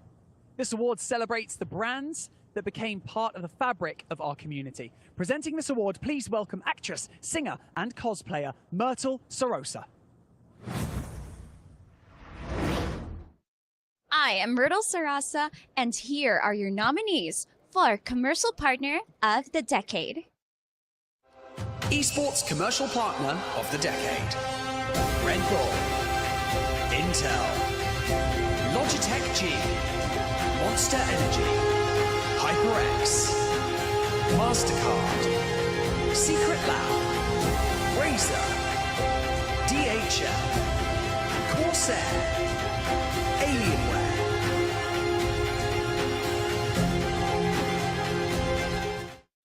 I mean, look, first of all, the VO was amazing. But I think for me, I just love seeing everything that Red Bull's done. I love the tournaments that they're hosting. It's something that's like very inspiring in the space. Also been nominated for 7 of the Esports Awards and just an absolute powerhouse in terms of content creation, at least. Well, I've called out other stack categories before. I think this is another stack one, but I would like to know the winner.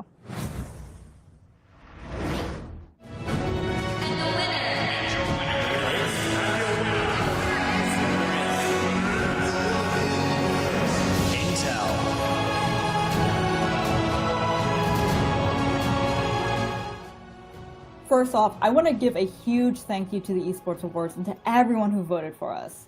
To be nominated is a huge honor, but to win the whole thing, that's pretty incredible.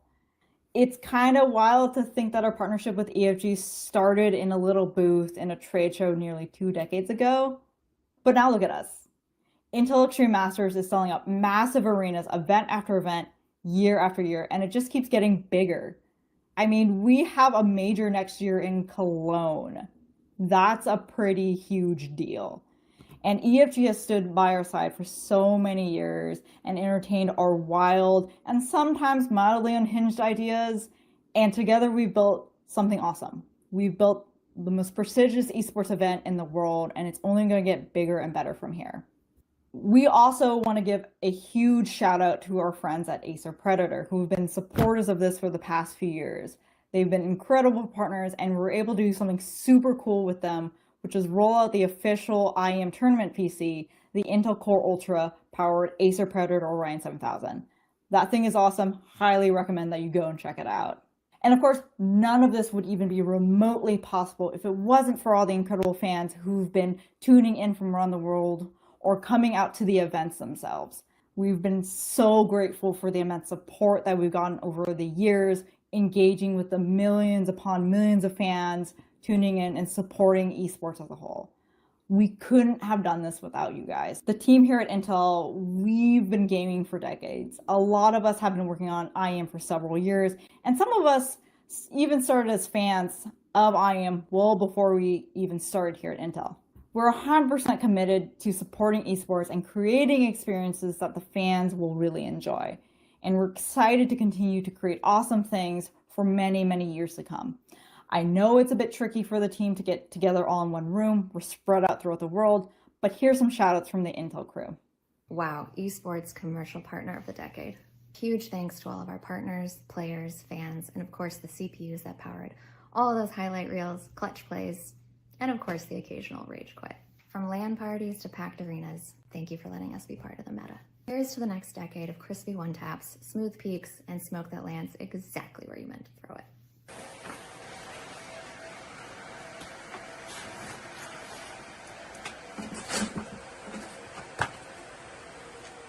Thank you from the original gamers that support your networking needs.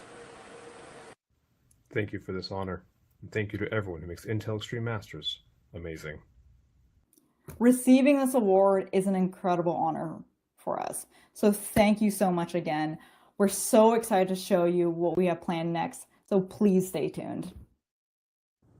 Congratulations to the winner, Intel. I've worked with them personally. I know what they're capable of, but not only have they given every bit of hardware and PC that every player needs to be able to excel, they've also been able to have their names on some of the biggest tournaments around the world. So shout out to Intel. You've done a fantastic job, and we look forward to working with you more throughout the years. Intel Extreme Masters, do you need to say anything Exactly else? right. Anything else? Congratulations. All right, let's check back in with Evisu, who I think is trying to get us some prizes because I have won nothing over at the Boulevard Studios. All right, what's up, guys? Yes, I have been down here grinding, accumulating prizes for all of us, okay? As you can see, I've already got one cute little stuffed animal, and I'm not leaving here until I come back with enough for the whole squad. So let me show you exactly how the Magic Touch works. My man, would you mind holding this for me? Okay. Been grinding this a lot. It's easy. Off the backboard, in the hole, win a prize. 1, 2, 3, here we go. Okay. Little camera shy, no big deal, no big deal. All right. Third time's the charm, as you all know.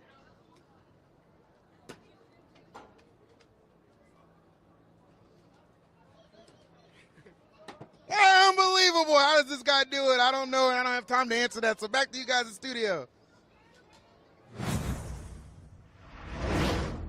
Visu's just having way too much fun rocking around the boulevard. Yeah, I've enjoyed playing the games myself. I can't say I've won anything yet, but I'm still going to work on it. Does anyone win? That is the question. But this award honors the players whose movement, aim, and mind games pushed controller play to its absolute limit. Those who have dominated with thumbsticks and unmatched dexterity. Over the past decade, they've proved that peak performance doesn't care about your setup.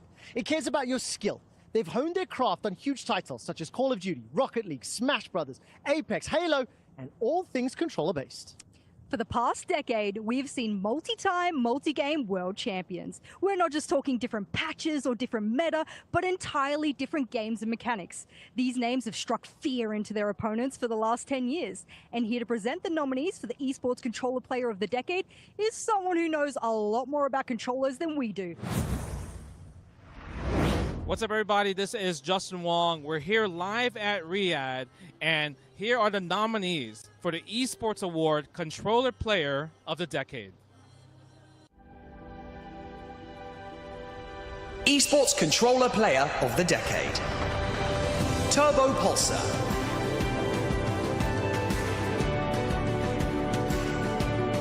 Sonic Fox.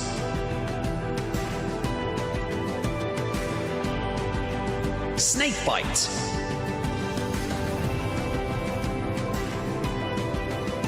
Sim.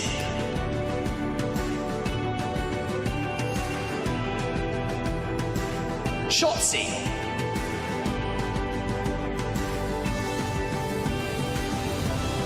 Scum.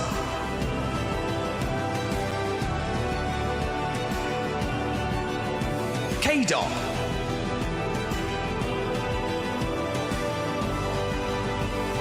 Imperial Howl.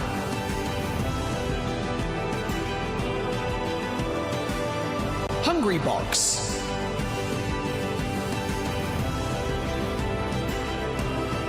Formal.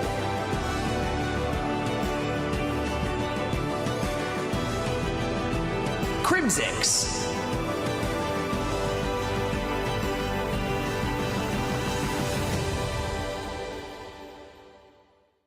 I mean, I absolutely love watching every single fighting game tournament. For me, when I see Sonic Fox up there, when I see H-Box, when I think about all the games that Sonic Fox has won, from Dragon Ball FighterZ to Mortal Kombat to Skullgirls, like, I'm a fan, and I just love watching these guys play. I think I'm smelling what you're selling, but let's find out who is our controller player of the decade.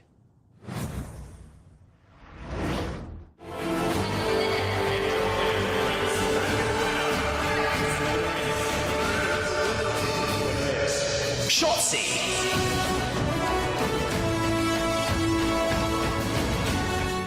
Officially winning controller player of the decade, especially with all the talent from Scump, Formal, and everyone else on the list. Truly a blessing. I literally watched these guys growing up, and seeing these guys next to my name and me getting picked is honestly surreal. all these guys deserve this award as much as I do. And yeah, shout out Optic from especially my teammates, Krim, Scump, Formal. They're always just breeding talent. It's no coincidence that these guys are on top of this list as well. And we're all striving for the same goal. And I know there's a lot of championships coming. And of course, my family, if it wasn't for you guys, I wouldn't be here without you, Mom. And, you know, my brother's back home supporting as always. Shout out Aubrey, my girlfriend. She's always been with me side by side, and she understands how time-consuming gaming is. And she's always been able to just support me and always be right by my side. I was a little kid once, just playing to play, and I would always want to become a pro player, and to be able to win this award in front of, you know, all you guys, and it's a dream come true, honestly. I know my inner child would be proud of myself, and if I had to say anything for, you know, the young gamers, just keep on gaming, and you never know what gaming could take you. And once again, it's an honor winning Controller Player of the Decade. Hopefully I keep showing up for you guys, and I keep putting on a show. Thank you, guys. Congratulations to Shotzi, a man who is an absolute demon with a controller in his hands. Won championships in both Halo and Call of Duty, and 3-time Call of Duty champion, tying with the most world championships in Call of Duty history. What an absolute beast. You know what? It's unstoppable. He's part of the reason I stopped playing Call of Duty. Part of it is you stopped. Yeah. Fair play. A generation raised on thumbsticks, turning clutch moments into history. That's what this award was all about. We are just getting started, and after the break, we crown the PC Player of the Decade, honor the minds behind the magic with Coach of the Decade, and celebrate the moments that brought us together with Live Event of the Decade. Now, guys, I'm sure I don't have to mention this, but please don't go anywhere. We'll be right back.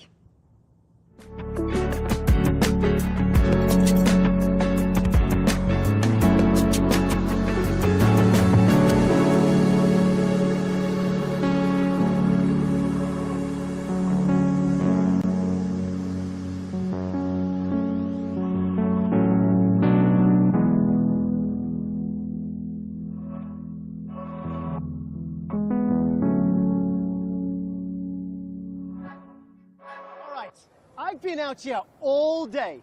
Screens, flashing, lights everywhere. It's sensory overload.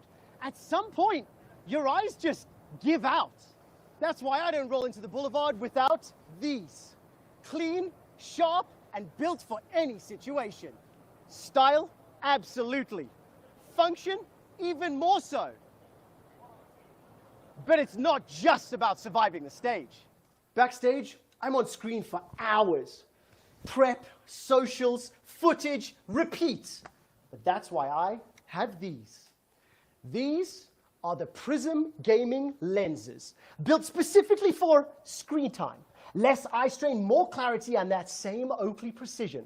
And trust me, they've saved me after silver scrapes more than twice. Now, before we move on with our next award, I want you to scan the QR code on your screen so you can grab your very own pair of Oakleys. Now, with the show, back to me. No, back to you. You know what I mean. Carry on with the show. Welcome back to the Decade Awards.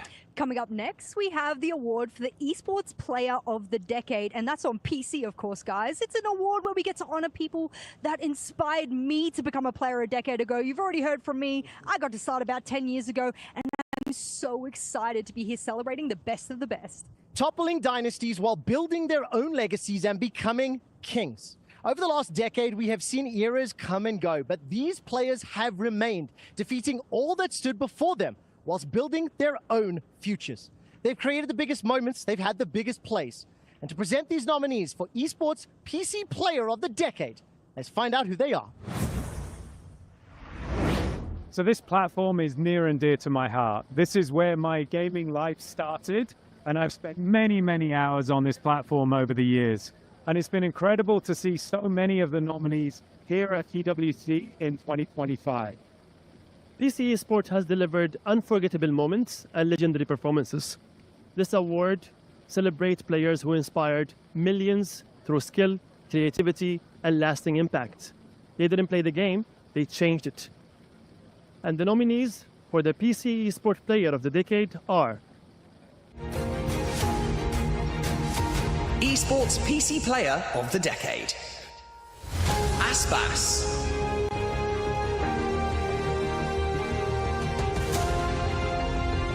Caps,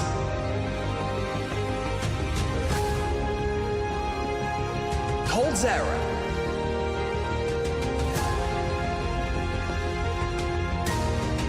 Faker.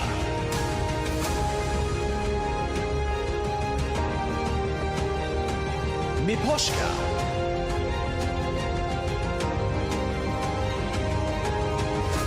Nisha.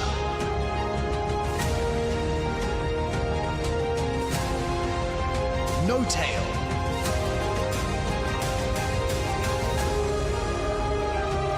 Simple.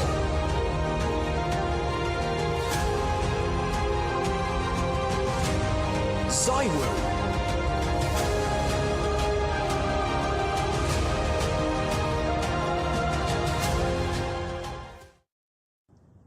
An absolutely epic list. You can't deny any of those players, really. But I've got to say, Simple, the GOAT of CSGO. Okay, I've got to point out my man Zywoo, who was incidentally born on the same month that CSOG came out as well. Ooh, interesting.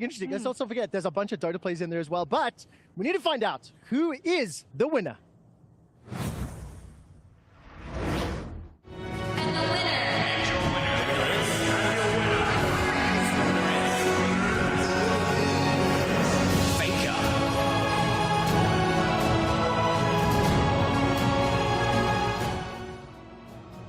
안녕하세요. T1의 페이커입니다. 오늘 이렇게 e스포츠 최고의 선수상, 10년 최고의 선수상을 받게 됐는데 이런 의미 있는 상을 받게 돼서 너무 기쁘고 앞으로도 선수로서 계속해서 멋있는 모습 팬분들께 보여드리도록 하겠습니다. 감사합니다. Was there any other choice? 5-time world champion, including back-to-back world championship wins. EWC 2024 winner, 2016 and 2017 MSI winner, the most decorated and famous player in league history. Do you know Faker? Do you know Faker? Yeah. Everybody knows Faker. It's not a huge surprise. Insanely good player. Absolutely. But as we look back on a decade of esports, there's one voice we need to hear from, Barney. The person who's been behind this vision since the beginning, helping turn a simple idea into a global celebration. Please welcome the CEO of the Esports Awards, the terrible handicap, Mike Ashford. Thanks, Trevor. Appreciate you as always. And I think everyone watching at home would agree our hosts are doing a fantastic job. It's still so surreal to me that we're here celebrating our first major milestone. But somehow, luck found a way, and we've made it. What started but as a small idea back in London has very quickly grown to become the global platform for recognition for our entire industry. 10 years in the making. It's been the privilege of a lifetime to be able to deliver so many amazing moments for our industry, from record-breaking achievements to crowning each and every winner, to watching so many lifetime achievement honorees be inducted into our Hall of Fame. We were founded on 3 core pillars: to recognize excellence, create legacy, and honor the industry. On year, we've ensured as a team to uphold them. And here I stand today at our decade anniversary.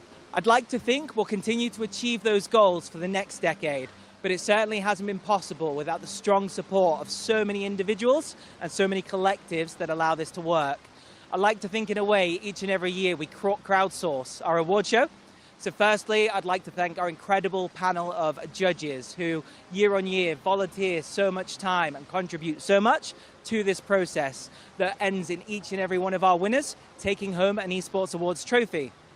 Secondly, I'd like to thank the Esports World Cup for their collaboration, their support and their partnership. Their shared belief for our vision has allowed us to achieve things we never thought possible.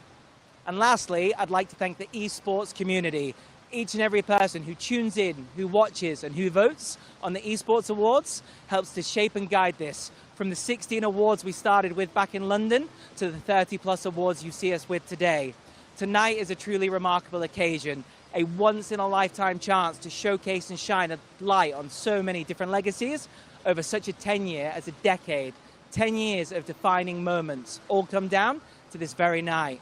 I can't wait to see who else wins tonight, and back to you in the studio. Good luck on the golf course, Mike.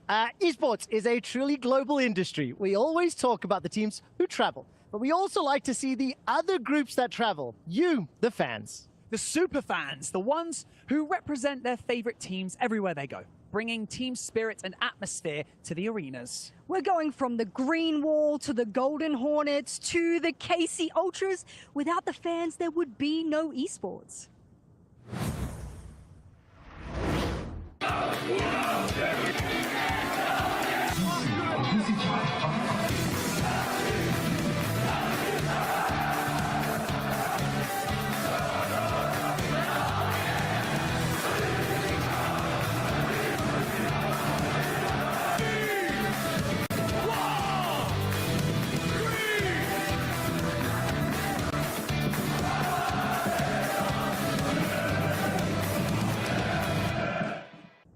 To the fans, you guys make our job so much more interesting and so much more fun. I absolutely love all of you.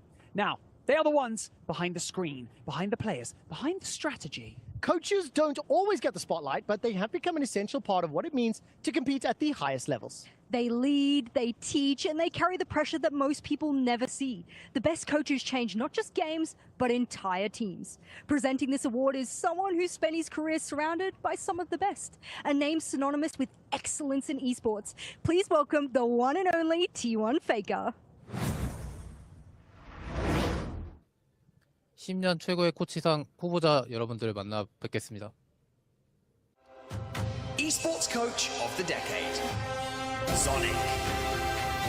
Coma. Potter. Blade. XTQ CCZ. Moon. He. Kim Young-soo.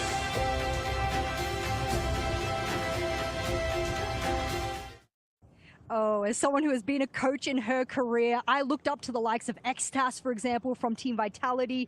He's definitely got the winningest. I saw him at the boot camp when I was working. I definitely looked up to that man. Once again, the Swiss Army knife of esports. That's it, everybody. Now, who won Coach of the Decade? And the winner.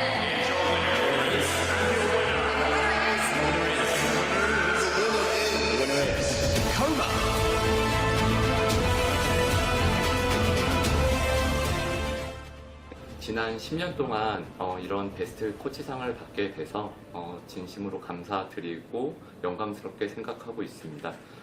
그리고 지난 10년 동안 같이 했던 선수들과 코치들에게도 진심으로 감사하다는 말을 드리고 싶어요.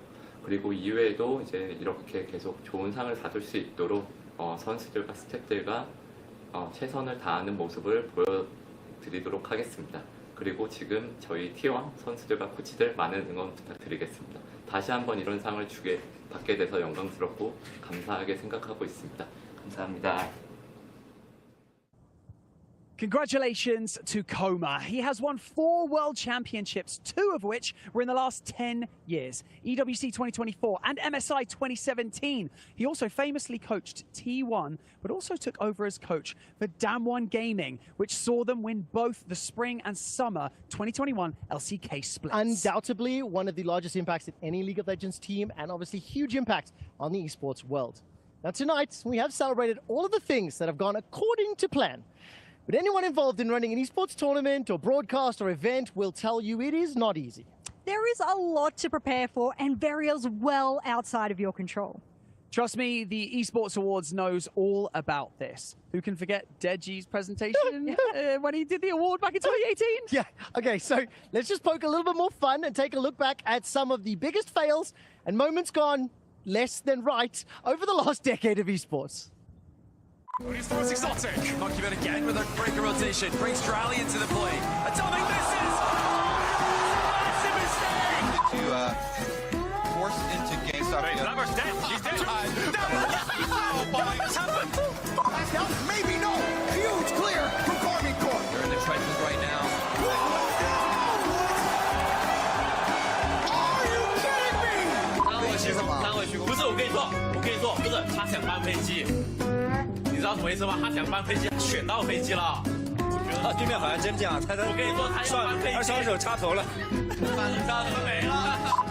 And they can open up the B side. Terek should be on for a couple of kills. If he gets the trigger discipline right, this is too easy frags on a Forester in the AWP. All rest in the hands of the season. We just got taken out. Taps through. Forester. Awkward space! No way, Tarek! 45 seconds on Barrett. Oh, another storm. There's the ultimate.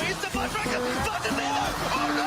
He don't get knocked up! Cody's done! I'm gonna take him down and cap! He gets out of the way with the rest of Fnatic! There's trouble! Turns to Cody's son!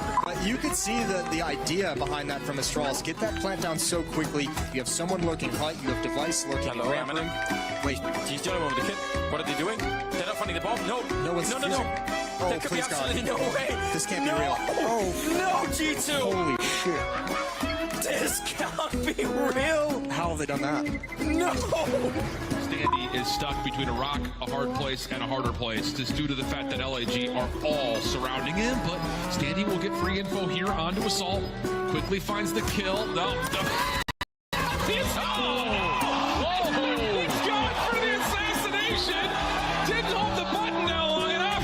And Assault says not so fast. Let me tell you right now. He's through. And the winner is, well, this award goes to Epic Games! No, I'm joking. It's a joke. It goes to Blizzard. Well done, Blizzard. Some moments in esports are so electric, you can still hear the roar of the crowd. You can feel the lights. You can remember exactly where you were. Cologne, Katowice, London, Beijing, New York City, and Rio. All iconic locations that have played host to unforgettable esports moments. This award celebrates the most iconic and influential live events from the past decade. They became the landmarks and pillars which all events aim to be. We have packed arenas, perfect storylines, an atmosphere that made every fan feel like they were part of something historic. I still remember where I was when LoL Worlds took over the Bird's Nest in China. I was lucky enough to be there. When Booga became the overnight sensation, he knows too. Or when Dota took the record for the largest single prize pool ever, again and again and again. Now, without further ado, let's crown the live event of the decade. And joining us from India, please welcome SAUL. Hi everyone, this is Pile Gaming from S8UL. These moments remind us why we love esports.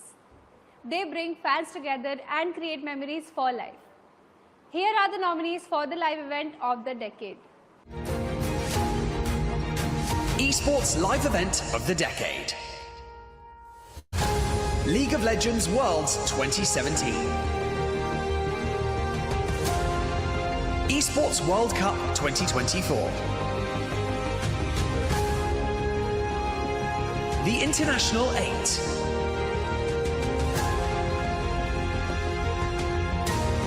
EVO 2024.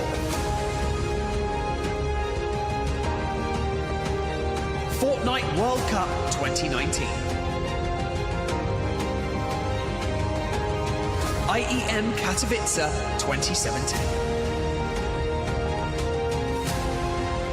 E-League Major 2018 Boston. Free Fire World Series 2021 Singapore. M5 MLBB.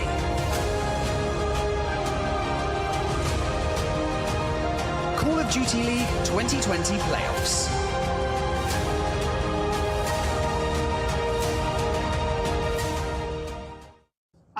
The thing is, almost every single event on this list I have personally watched. It's something that is incredible. I just want to find out, who is your winner?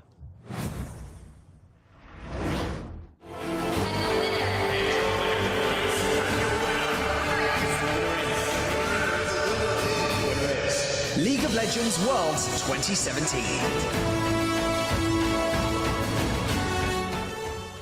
Hi everyone.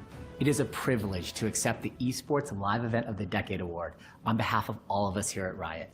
The 2017 League of Legends World Championship was a pivotal moment in the history of all esports. I remember being in the crowd that day, sharing in the magic of a live esports event with fans from around the world. From the Elder Dragons soaring throughout the Bird's Nest in Beijing, to Samsung Galaxy's dominant victory against T1, it was a celebration of competition, passion, and joy.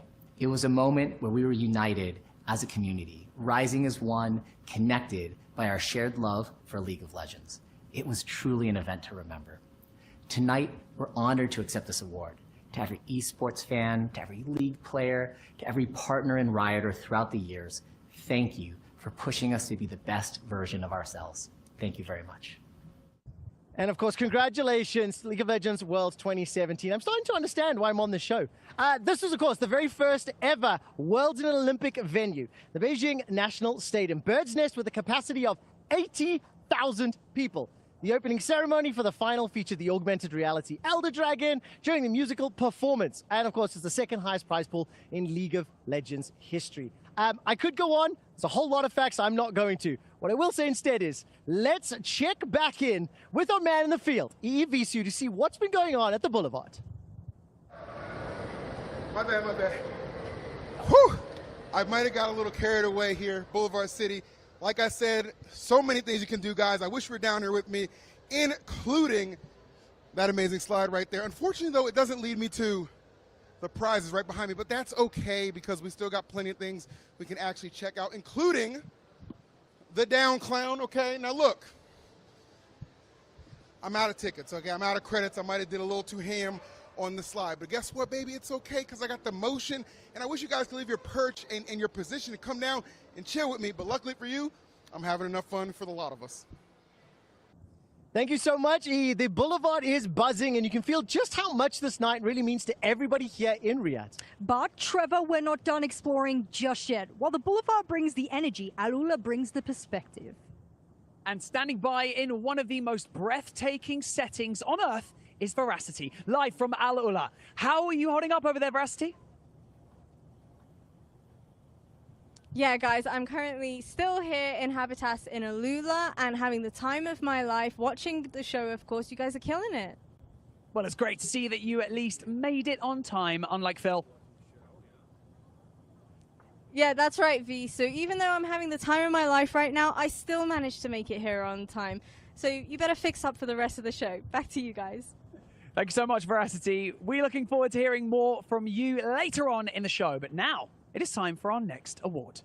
From match coverage to interviews, from think pieces to top 10 lists, these platforms helped fans stay connected, informed, even inspired. And they've built their own rankings into context. They've documented each and every win and loss their team takes, as well as everything else. They elevated the voices of players, creators, and organizers alike. They became the very pulse of our storytelling. So please welcome chess master and content creator Anna Kramling to present the awards. Hi, I'm Anna Kramling, and here are your nominees for Content and Coverage Platform of the Decade. Esports Content and Coverage Platform of the Decade. Liquipedia. Deserto. Esports Charts. The Score.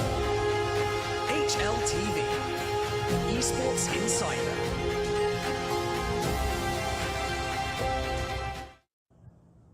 Well, that is a stacked list, ladies and gentlemen. And of course, I cannot wait to see who wins because I have a little bit of a favorite in there.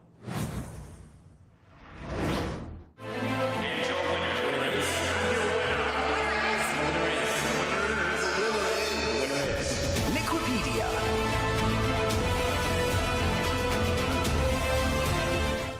We are so honored to receive this award.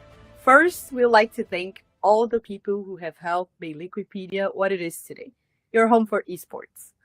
There have been around 100,000 people who have contributed to the wiki, and every single contribution, big or small, even just sharing links to your site, has made everything better. We also would like to thank Team Liquid for providing us a home and supporting us throughout the years.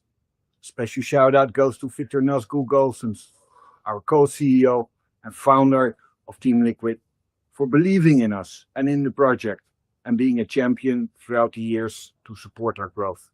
You might not know this, but Liquipedia started out as a StarCraft Brood War strategy wiki. It was the community that truly embraced it and transformed it into the go-to sports resource we are today. Around 2011, Liquipedia popularity exploded so much that our site struggled under heavy traffic during major tournaments.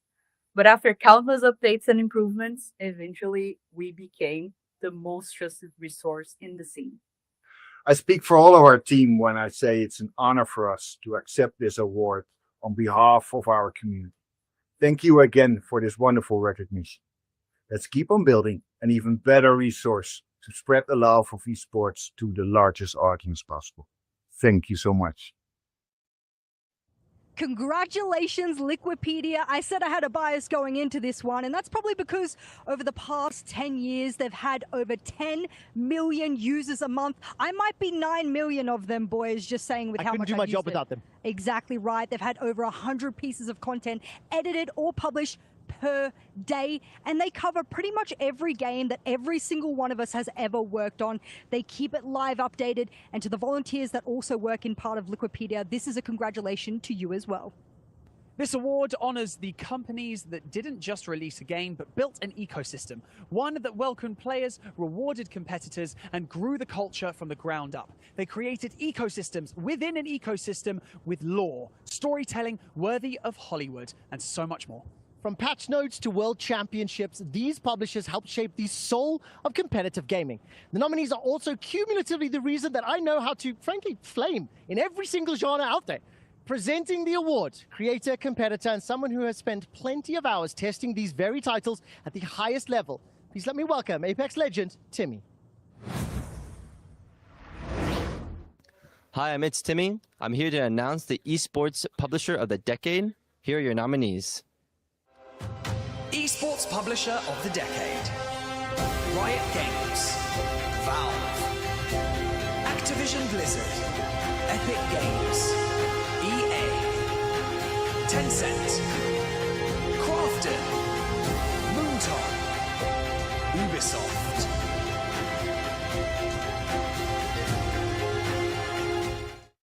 So good to see you again, Timmy. And of course, let's find out who the winner is.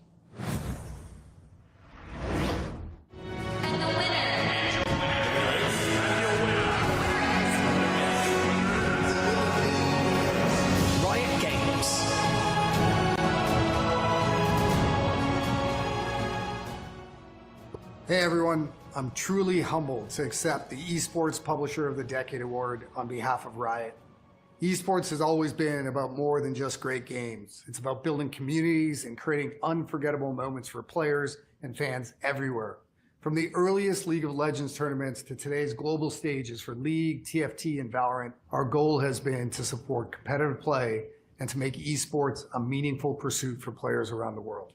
This award is a recognition of the countless writers, players, pros, teams, and partners who poured their passion into making our games not just fun to play, but inspiring to watch.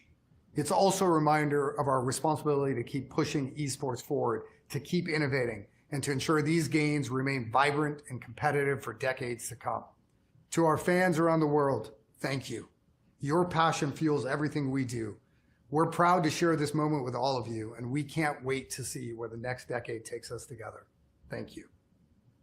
Let me just hit you some quick facts. 7-time Esports Publisher of the Year, known for League of Legends, Valorant, and Teamfight Tactics. LoL Worlds 2024 is the most viewed esports tournament of all time, handed out over $100 million in prize pools. Riot Games properties, over 2,000. Their publishing history, Arcane, you get the hint. We're going to go right to a break, and we'll be right back.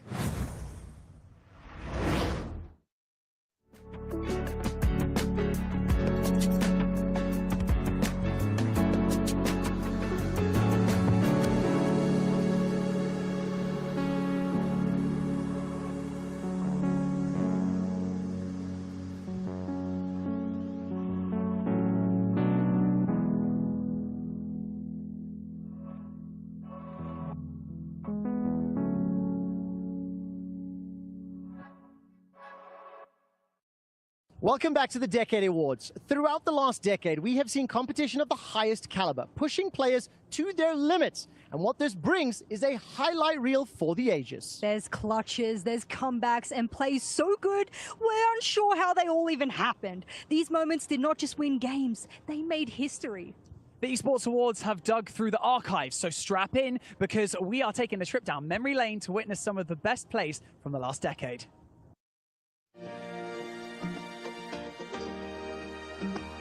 And what did he do after that? That's nuts. So he actually shoots the AWP in the back of the head without anyone looking. Gets the AWP and kills the guy CT. Yeah. Oh my god, he's knifed him, and he's gotten away with the AWP. I'm starting to get nervous. There's no way. Katie, you can't win Pro League like this. You can't win Pro League like this. No way. Exiles left, 40 seconds and the bomb's on A. Take your time, son. You're about to make the play of your career.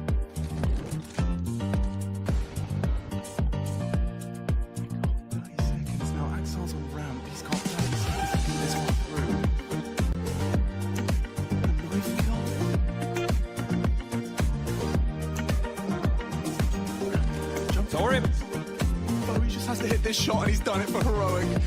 The leader calling well above his years, clearing corners. Oh no! You're an animal! Heroic have done it, and I just can't believe it. Being held back now by the Panda, puts it straight out. It's going to be over to Kato. It's almost there, but scored!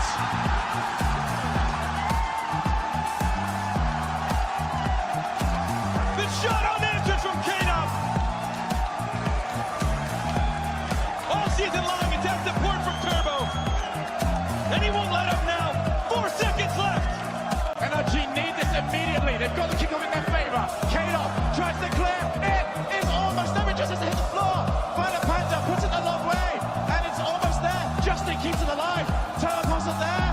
Bounces into the corner. NRG still around. Justin is there for the shot. Justin! This is Rocket League.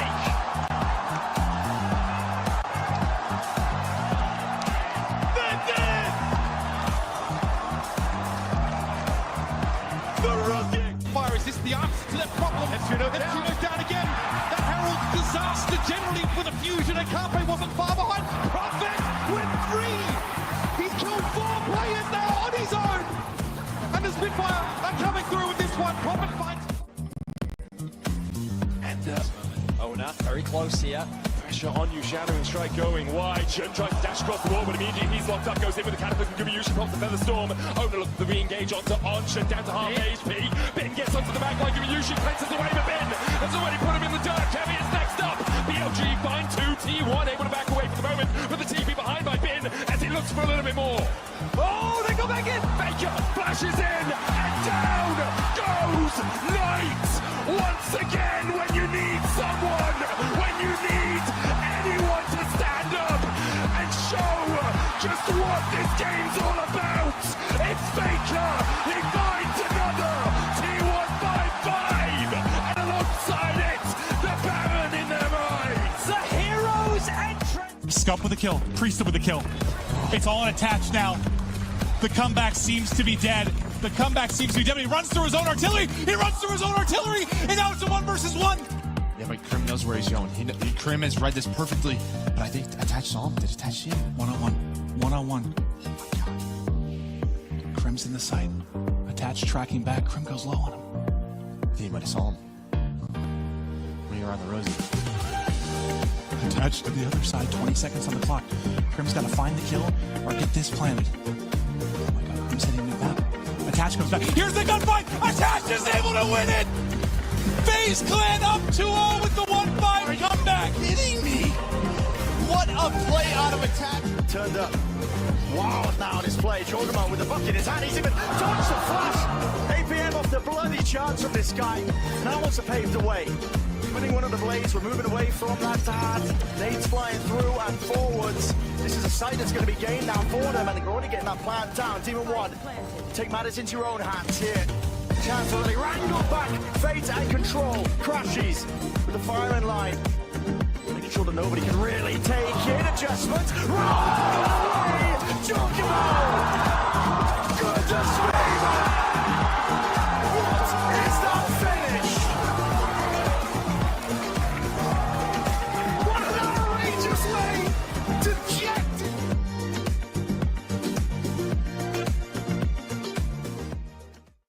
On-air talent are the voices that bring every moment to life. To present this award, we're heading live to one of the most stunning locations in the world. Here's Veracity joining us from Habitas in Alula.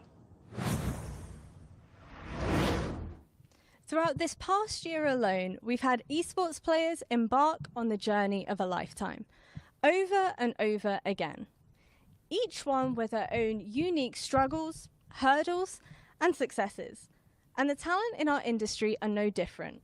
To win On-Air Talent of the Decade is to master the craft of storytelling, to ask the right questions, regardless of how devastating the loss or how epic the victory. Each and every single one of our nominees is a true inspiration, not only to myself, but a lot of people in our industry too. With that being said, here are your nominees for On-Air Talent of the Decade. Esports On-Air Talent of the Decade. Captain Flowers.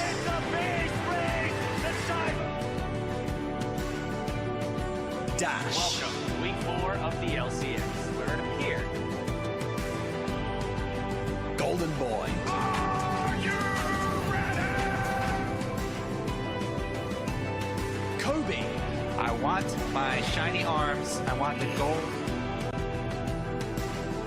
Machine. Oh no! You're an animal! Pansy.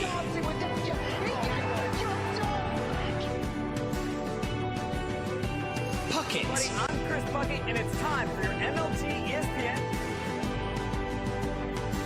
Shiva. Like that, every single series is a playoff series. You gotta do it right. Shops. Shambles. What the hell? And on the stage, we're trying to flex our knowledge here. Sponge. Back, like, let's talk about this. These guys dedicate their life. Uber. Dragons take it down! The Bulls are checking!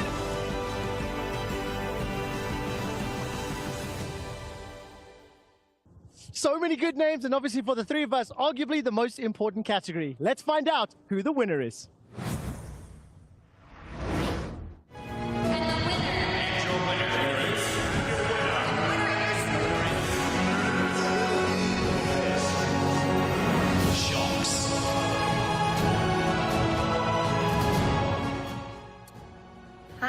It's Shocks. Thank you so much. This is absolutely crazy. Yeah, to everyone that has voted, thank you. And also just to be a winner in this category that is so incredibly stacked. It's like, are you sure you didn't make a mistake? But yeah, telling the stories of our teams and our players to our audience and inciting joy and emotion has been the honor of my lifetime, quite literally. And there's not a day that I'm not thankful for it and that I'm not really proud of the road travel, I say, no matter how much it has taken at times, especially at a time where I'm not exactly sure how long I can keep this up and keep doing this. But yeah, I appreciate it so much, and thank you. It's my great honor, of course, to congratulate Shock. She's been the mainstay host across International League of Legends for as long as we have both been working. She's also hosted S-tier events in Counter-Strike as well. She's hosted LoL Worlds every single year since the Decade Awards has, over the last decade. I'm incredibly proud. I'm incredibly happy to call you my friend. Well done, Shocks. Now, throughout tonight's proceedings, there have been a number of throwbacks to some of the most standout moments from the last 10 years in esports. Moments that amazed us, made us cheer, made us cry, and left us speechless. Coming up now, we have what we consider to be our 3 favorite moments from the last decade. It's time then. Semi-final number 1 starts now. The year is 2016. It's the IEM Katowice semi-finals, and 2 of the biggest CS teams at the moment were facing each other. Fallen, the most legendary player from Brazilian CS, is left alone against 4 players of Na'Vi in a round to decide the game. After killing Guardian and rotating to the other bomb site, he manages to plant the bomb and wait for his destiny with an AWP and 17 health. You're going to be sitting there quite literally on the opposite side of the map. Little we knew, we were about to witness one of the best clutches in CS history, and a legendary cast from Alex Machine Richardson. The Fallen, stop blowing my mind moment. Why didn't you cast around? Okay, tags up. 1. He's going to get... Oh! I'm starting to believe as well, Henry, because he's got to take a flame. Oh, Fallen, stop blowing my mind! This is going to be absolute madness. A round that we will forget, because there goes Zeus. Saving the day for Na'Vi, but could you stop? He's actually got away with it. Zeus is out of the round. No way. He's actually won the round. Let's rewind to 2018. It's the RLCS Season 5 Grand Finals, and the world is watching as Dignitas and NRG push each other to the absolute limit. Game 7, overtime. With 0 seconds on the clock, Justin gets one last chance. And in a moment that felt impossible, he flies in, connects mid-air, and sends the ball screaming into the net to force overtime. The crowd loses their minds. And that's when caster Callum Shogun Kia screams those 4 unforgettable words. This is Rocket League. And it's almost there. Justin keeps it alive. Turtles are there. Bounces into the corner. Energy still around. Justin hits that ball. A shot. Justin! This is Rocket League!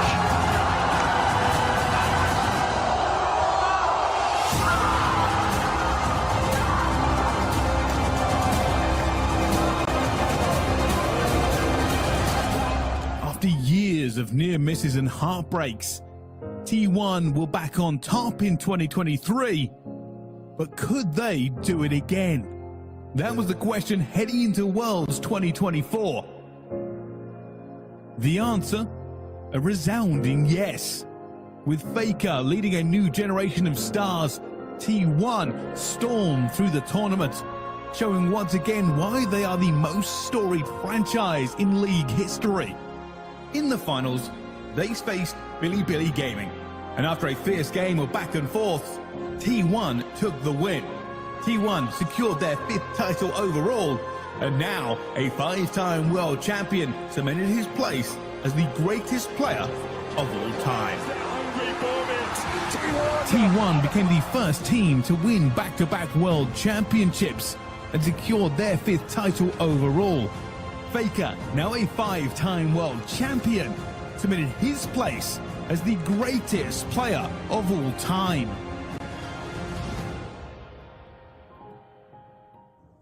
We know it's subjective, so what 4 moments would be on your Mount Rushmore? Get involved, let us know in chat. Streaming has become the heartbeat of gaming culture. Over the last decade, it has created icons, launched careers, and brought millions of people together. Some streamers don't just press go live. They created movements. They built empires out of authenticity, consistency, and connection. And as a result, this award honors the ones who shape what we play, what we watch, and how we interact. And here to present Streamer of the Decade, a legend in the creator space, Vicstar. Hey, I'm Vicstar, and these are your nominees for Streamer of the Decade. Streamer of the Decade. Gaules.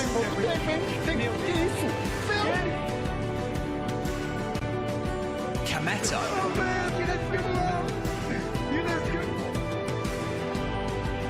Ninja.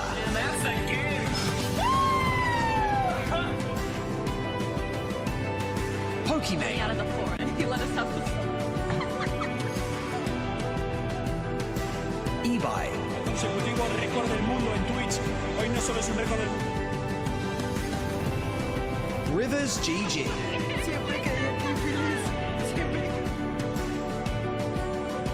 Shroud.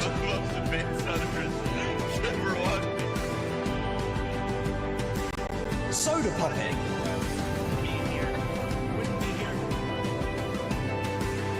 Summit.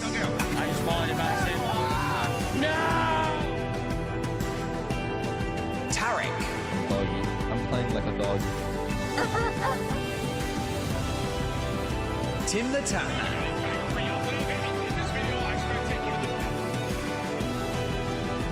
Mortal.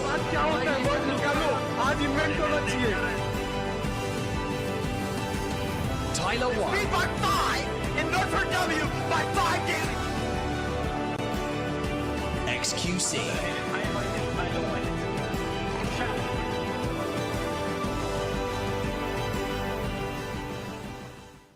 And now that we would like to find out, of course, who is our winner. The winner is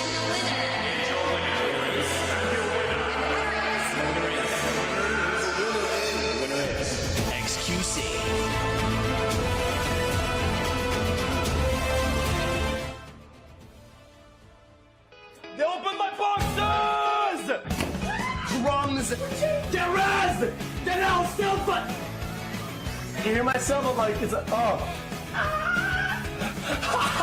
How is he so dumb?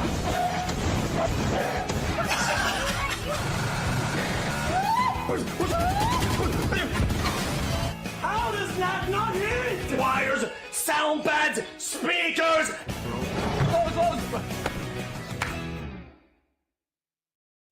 Congratulations to XQC, former Overwatch pro, over 12 million Twitch followers, has a peak viewership of over 300,000 in the last 10 years. One of the most prominent streamers, having had a strong viewership over the decade.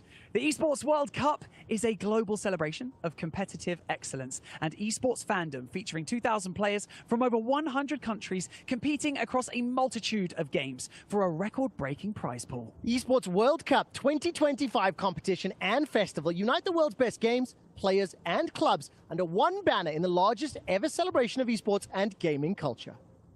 Welcome to the Esports World Cup.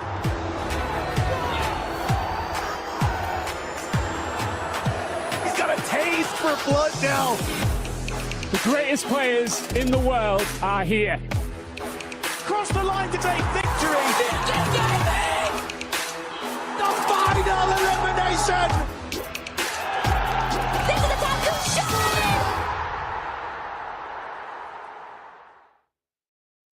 There are figures in esports whose presence transcends the screens, the ones who inspire, influence, and define entire eras. They are the voices we remember, the leaders who drive the scene forward, and the personalities who made this industry what it is today. Every viral moment, every organization dreamed into life. This award honors those who left an impact, not just through their results, but through their presence, their passion, their performance.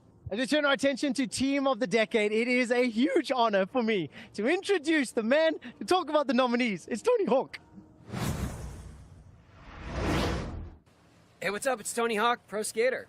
And these are your nominees for Esports Team of the Decade. Esports Team of the Decade. Astralis Counter-Strike.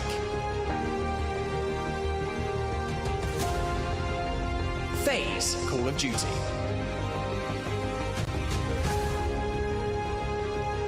G2 Esports League of Legends. Na'Vi Counter-Strike.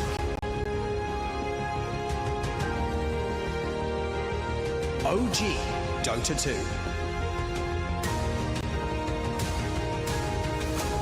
2. Optic Gaming Call of Duty.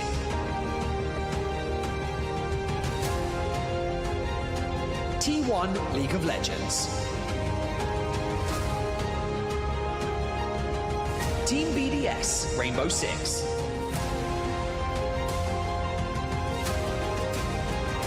Team Liquid Dota 2. Team Secret Dota 2.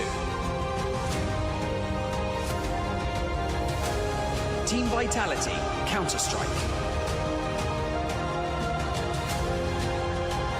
Team Vitality Rocket League.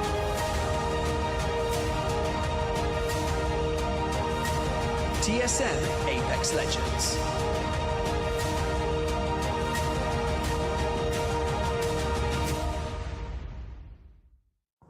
I never thought I would say this, but thank you very much, Tony. Now I'd like to find out who won this award.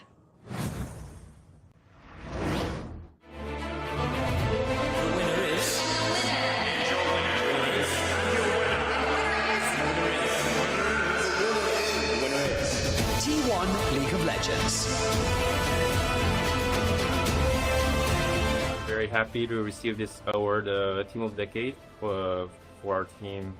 Thank you very much for having us. I think past decade we have some ups and downs, but after all, going back to the memories, we had a really great times to share with the fans and everyone. So I thank you guys so much. I also would like to thank all the players and the coaching staff who has been in the organization, who has built this house. Means so much to us. So I hope the next decade we will also be able to retain our reputation and our accomplishment. So we'll try to do our best. And again, once again, thank you very much for having us in this award. Thank you. Congratulations to T1. They've won 3 world championships since 2016, which is 5 overall, by the way. They came second twice, so they were the bridesmaid, however. But they did win, of course, 2024 EWC League of Legends. They have won a ton more of MSIs. The list goes on, ladies and gentlemen, but you will have heard of them, and I'm sure it won't be the last time either. Now, an organization is more than a logo. It's the players, the staff, the content, and the legacy that they build together. Some names have become more than brands. They're pillars of the scenes, symbols of success, and they're forces that shape the way that we look at esports and how it feels for us. From championship runs to global fandoms, these organizations have earned their place in the spotlight. And here to present the award, please welcome the chairman of Saudi Esports Federation, His Royal Highness Prince Faisal bin Bandar bin Sultan Al Saud. Throughout the past decade, esports has been shaped by organizations whose vision, ambition, and pursuit of excellence have set the benchmark for our industry. Their achievements have transcended competition by leaving a legacy that has inspired millions worldwide. This award honors those whose impact extends beyond trophies, uniting fans across nations and shaping the future of our sport. The nominees for Esports Organization of the Decade are Esports Organization of the Decade. Cloud9.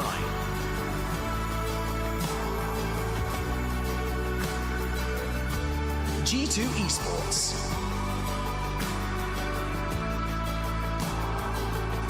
T1.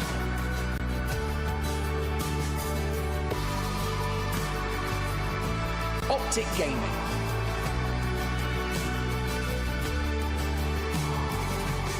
Team Vitality.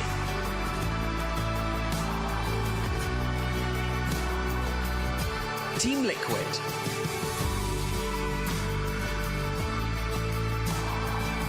FaZe Clan.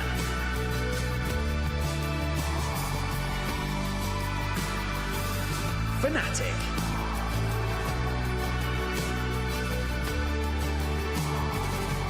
Na'Vi.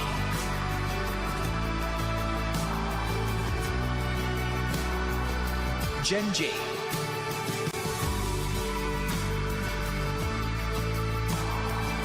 Edward Gaming.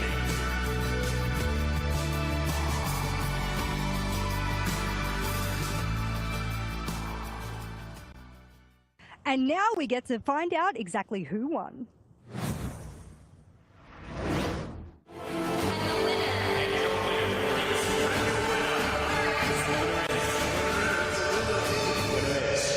Team Liquid.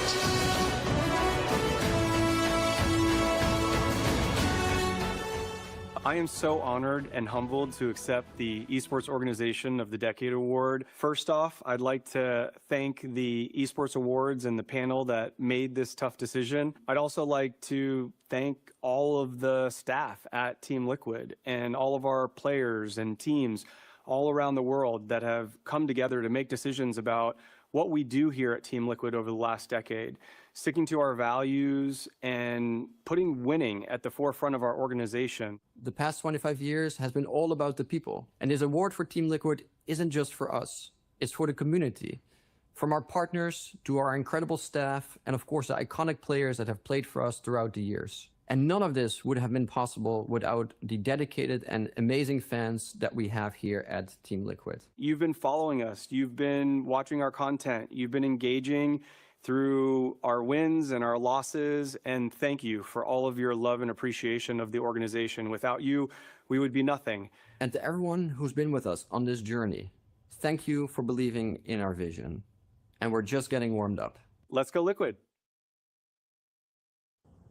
Congratulations to Team Liquid. They have a soft spot in my heart in the organization list throughout esports. They've played in over 2,900 different tournaments. They have total prize winning of over $54 million.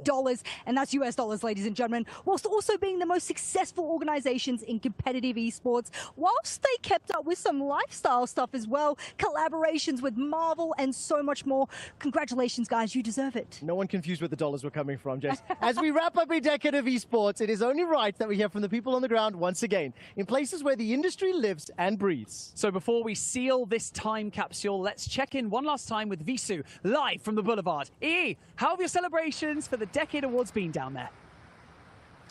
Well, thank you guys for checking in on me one last time for the evening. As you can tell, I've been having the time of my life. Like what you've seen on camera, what you haven't seen, it's been amazing here in Boulevard City. And, you know, honestly, if I can get emotional for a second, you know, 10 years of excellence and greatness from the Esports Awards. I'm so proud of every single person who really comes together and makes this team effort happen, because it is a labor of love. And even though I've only been on the team a couple of years, I can tell you that I have an immense amount of respect for every single person involved. And whether you're nominated for an award, whether you won an award, doesn't matter. You're all part of something, you know, bigger than ourselves, really making this industry what it is. And I think that's so important. You know what I'm saying? We have so many more decades to come, so many more things to celebrate. And I really hope to be a part of it in the long term, because again, you know, whether you win or lose, it really is the friends and the homies that we made along the way to get to this point. So, you know, I'm not going to keep it too long. I'll, you know, send it back over to you guys to close it out, but it's been an honor being a part of the show.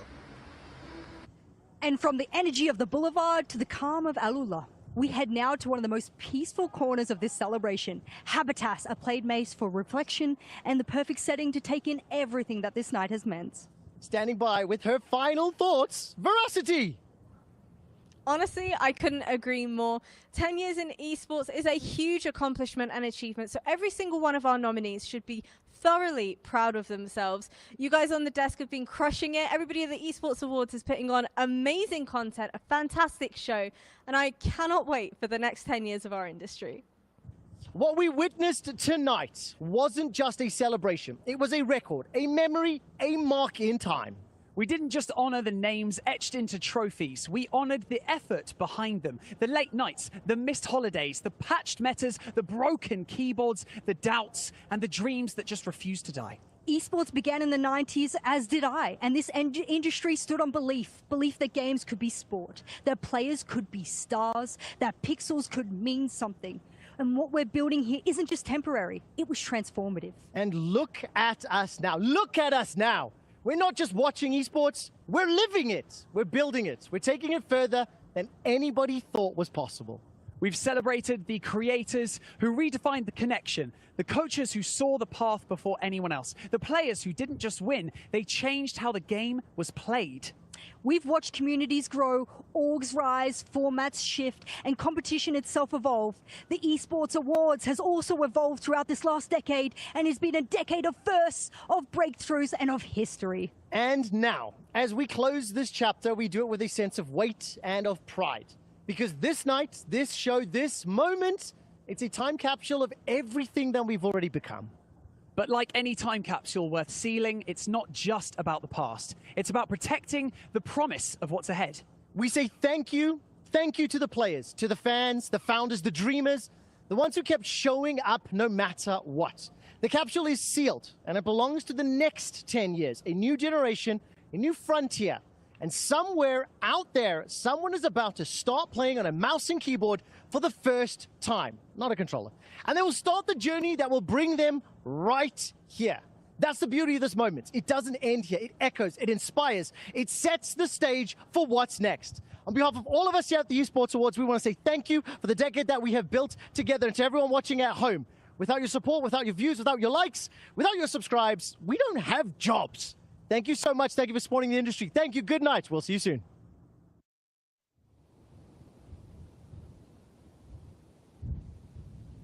See you in 10 years.